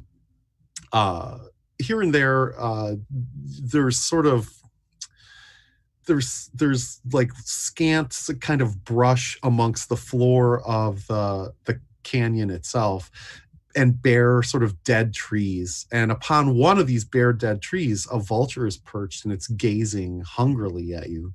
A flock of ravens rise, croaking from the ground, and the beat of their wings and their cries magnified by the terrain to sound loud and horrible. Just this awful screeching sound. And amongst the litter of the ravine floor, as you look down, you can barely catch bits of gleaming ivory and white on the floor. You know that you have certainly discovered the Caves of Chaos. And that is where we'll end for tonight. I'm gonna kill that vulture. Make a hat out of it. You remember that for when we begin next session. I probably will. You certainly will be able to take a pot shot at the vulture. If you also, awesome. I do apologize for running a bit long. I was waiting for sort of a natural ending point, and the reality television show that is like Meet the Remnants is it's sometimes it plays itself out a little bit longer. So yeah. But we're so good at coming to, concrete decisions quickly. Absolutely so Paula, it's pretty tense when you're the reason your party almost dies, huh? It's not my fault. Uh-huh. I did nothing. Well, you're wrong. the one that's like, this is so tense. Last time, I totally felt way more tense than this time. And that's because this time wasn't my fault. I will actually tabulate all experience for the past 3 sessions cool. and hand that out. LBJ, I really do apologize for giving you that sort of like heart stopping moment and kind of retconning that in the middle. So no, it was a good character development moment. So yes. What did you develop? Heart palpitations? That was immediately. No. That was when he leveled up. Like at that very moment, that experience itself was like, wow, this is eye opening. I probably shouldn't have done that. And then you immediately gained a second level. What? So. Yeah. What do you get? Taking second level as a rogue, do you just get the hit points? Not much. What's a thief? What's a rogue? Sorry, my bad. You get the hit points and your skills slightly like 3%. Well, I think you get like a pool when your percentages adjust, don't you? I don't. That's think second edition where it's you get an extra 20% that you. That's AD&D. Yeah. Right. So some of his things go up by 5, some of them go up by like 3, but it's still, kind of bleak. He's not going to be doing much stealth or. You got good hit. How many hit points did you get when you leveled? I think you picked up 3. Yeah. So, dude. But right now I'm at dude. With 3. But with a +2 modifier. You picked up 1.5 of me of hit points. That's amazing. That's amazing. Honestly, Sloppy, I'm going to have to tabulate experience points, but I'm pretty sure, I think fighters are at 2,000, I believe, if I'm not mistaken. I think you might actually be able to roll for more hit points. I rolled a test roll earlier, and it was glorious. I rolled an 8. Nice. And so I'm so pissed that I didn't save that. So, roll when I actually level. So it would have been 7 with my -1 constitution. Nice. But yeah, it's all good. Wait, you're a fighter with a -2 to your constitution? Yeah, how do you think I got 2 hit points? I could have died rolling hit points. I don't know. I only have 3. So technically, they're not really strong hit points. They're kind of they're strong hit points, right? They haven't dropped, have they? Well, that's true. They're the strongest. That is true. Oh, my guy knows that if he gets a nosebleed, he could die. Like, he knows. That's why he's very careful, because he's been hurt very severely by a hangnail before. He doesn't share these stories with his companions, though. Of course not. He's very. I don't know. I could almost see him like relating that experience to when I was like, had my throat ripped out by that wolf. I got a blood disease, man. It's like, I know what that's like because this one time. I'm a super bleeder. I can't help it. It doesn't clot. I don't know why. Well, there's that. I was the runt of the litter.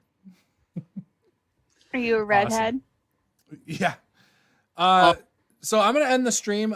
Thank you guys for watching. This was awesome. Before I go off, Bill announced he's going to be writing adventures in 2021 for old school D&D. I'm doing it. Yes. It's happening. He's got a video a week coming out. You better get on his ass on Twitter. I already have. I already have 2 in the can. I don't know. I'm thinking, let's go midweek. Let's say Wednesdays, right? Wednesday. Let's call it Wednesdays. So if you do not see a video by Wednesday evening, message him, tag him on Twitter, ask him where the video is, tell him he needs to make it go from unlisted to public so that it's live, and be like, hey, you must have forgot to make it live and public. Well, and Oh, here's what okay, fine. And also, so Juce said that he's gonna have New Year's Eve live stream, which, you know, like I am more than happy to simply attend his live stream. And if you have any questions for me, ask me them in the chat on Juce's live stream, and I'll be happy to answer them about any upcoming I'm content live streaming tomorrow on the Roll Stats channel. So yes. I'm live streaming tomorrow. You're Well, live streaming on New Year's Eve now. No, you said you were live streaming on was. Thursday, so I was, but then my best friend you heard Bill it here. So said yeah. he was going to, and I need to get him out of hibernation on his channel. Nah, it's easier. It's easier to answer questions in the chat on your channel. That so works. yeah. So I will have something put up on Twitter and stuff tomorrow, deciding what time and how long we're gonna go. It's not gonna like be all night. I'm not gonna go till the ball drops, kind of thing. But maybe for like an hour or two at some point. Ball. You know, yes, I am inspired now. Nice. Thanks to that. We're gonna totally make the graphic the ball logo. Yes. And it's gonna be like the New Year's ball drop. Yep. Let's just hope that ball doesn't drop any more of the remnants. So yeah. Oh, it almost happened. It's so great. All right, guys. So thank you, Draven. Peter, anyone want to say any parting words or plug your channels, plug your stuff? I guess I'll just go quickly. So I have the channel Draven Swiftbow. I've been taking a little bit of a break for the last little bit. Just 2020 has been a long, kind of rough year for everyone, ourselves included here. So I'm looking forward to 2021, getting back at it. I'm mostly looking right now at the Alien role-playing game. So I'm going to start a series of videos on that, probably not next week, but probably the one after. Introducing the system, how combat works, how character creation works. And hopefully at some point I'll get a chance to run it. If you're looking for you will on volunteers Friday nights. We already talked about this. If you're looking for Right. volunteers to play that game, I'm so in on the Alien. Excellent. So, Then yeah. you've definitely got a spot there. Paula and I are in too. Oh, sorry. Did I just volunteer Paula for What? something else? Paul's like, what? I'm sorry, what? When our Fall of Plaguestone game is over. Hold on, maybe. I gotta just let me look. talk about I it. just Let me started, I just process, started damn taking this class. Let me get through that before I commit to anything else. Oh, don't worry. It's not like next week or anything. No, it's going to be a while. It's a D6 system. It's really super. It's really easy to pick up and learn. Yeah, I mean, I'm up for playing. Like, I just want to make sure I don't, Yeah, there's fail plenty of this time between now and then. exam. You won't. It's all good. And then Peter put up a new video. It's yesterday. valid for you being so responsible, Paula. That's Oh my gosh, but it's been so long since I've had to like study for something. yeah. You know? Mm-hmm. Peter, I don't I'm sorry. Did you put up a new video? Did you put up a character death video? Because No. those are my favorite. Oh, damn it. No, not yet. Almost had to make another video. Hey, Peter, I haven't checked. Did I get you the latest play of our Thursday game? Yes, the recap will be up tomorrow Okay, cool. for the Pulp Cthulhu game, and Stars Without Number full session will be up on Saturday.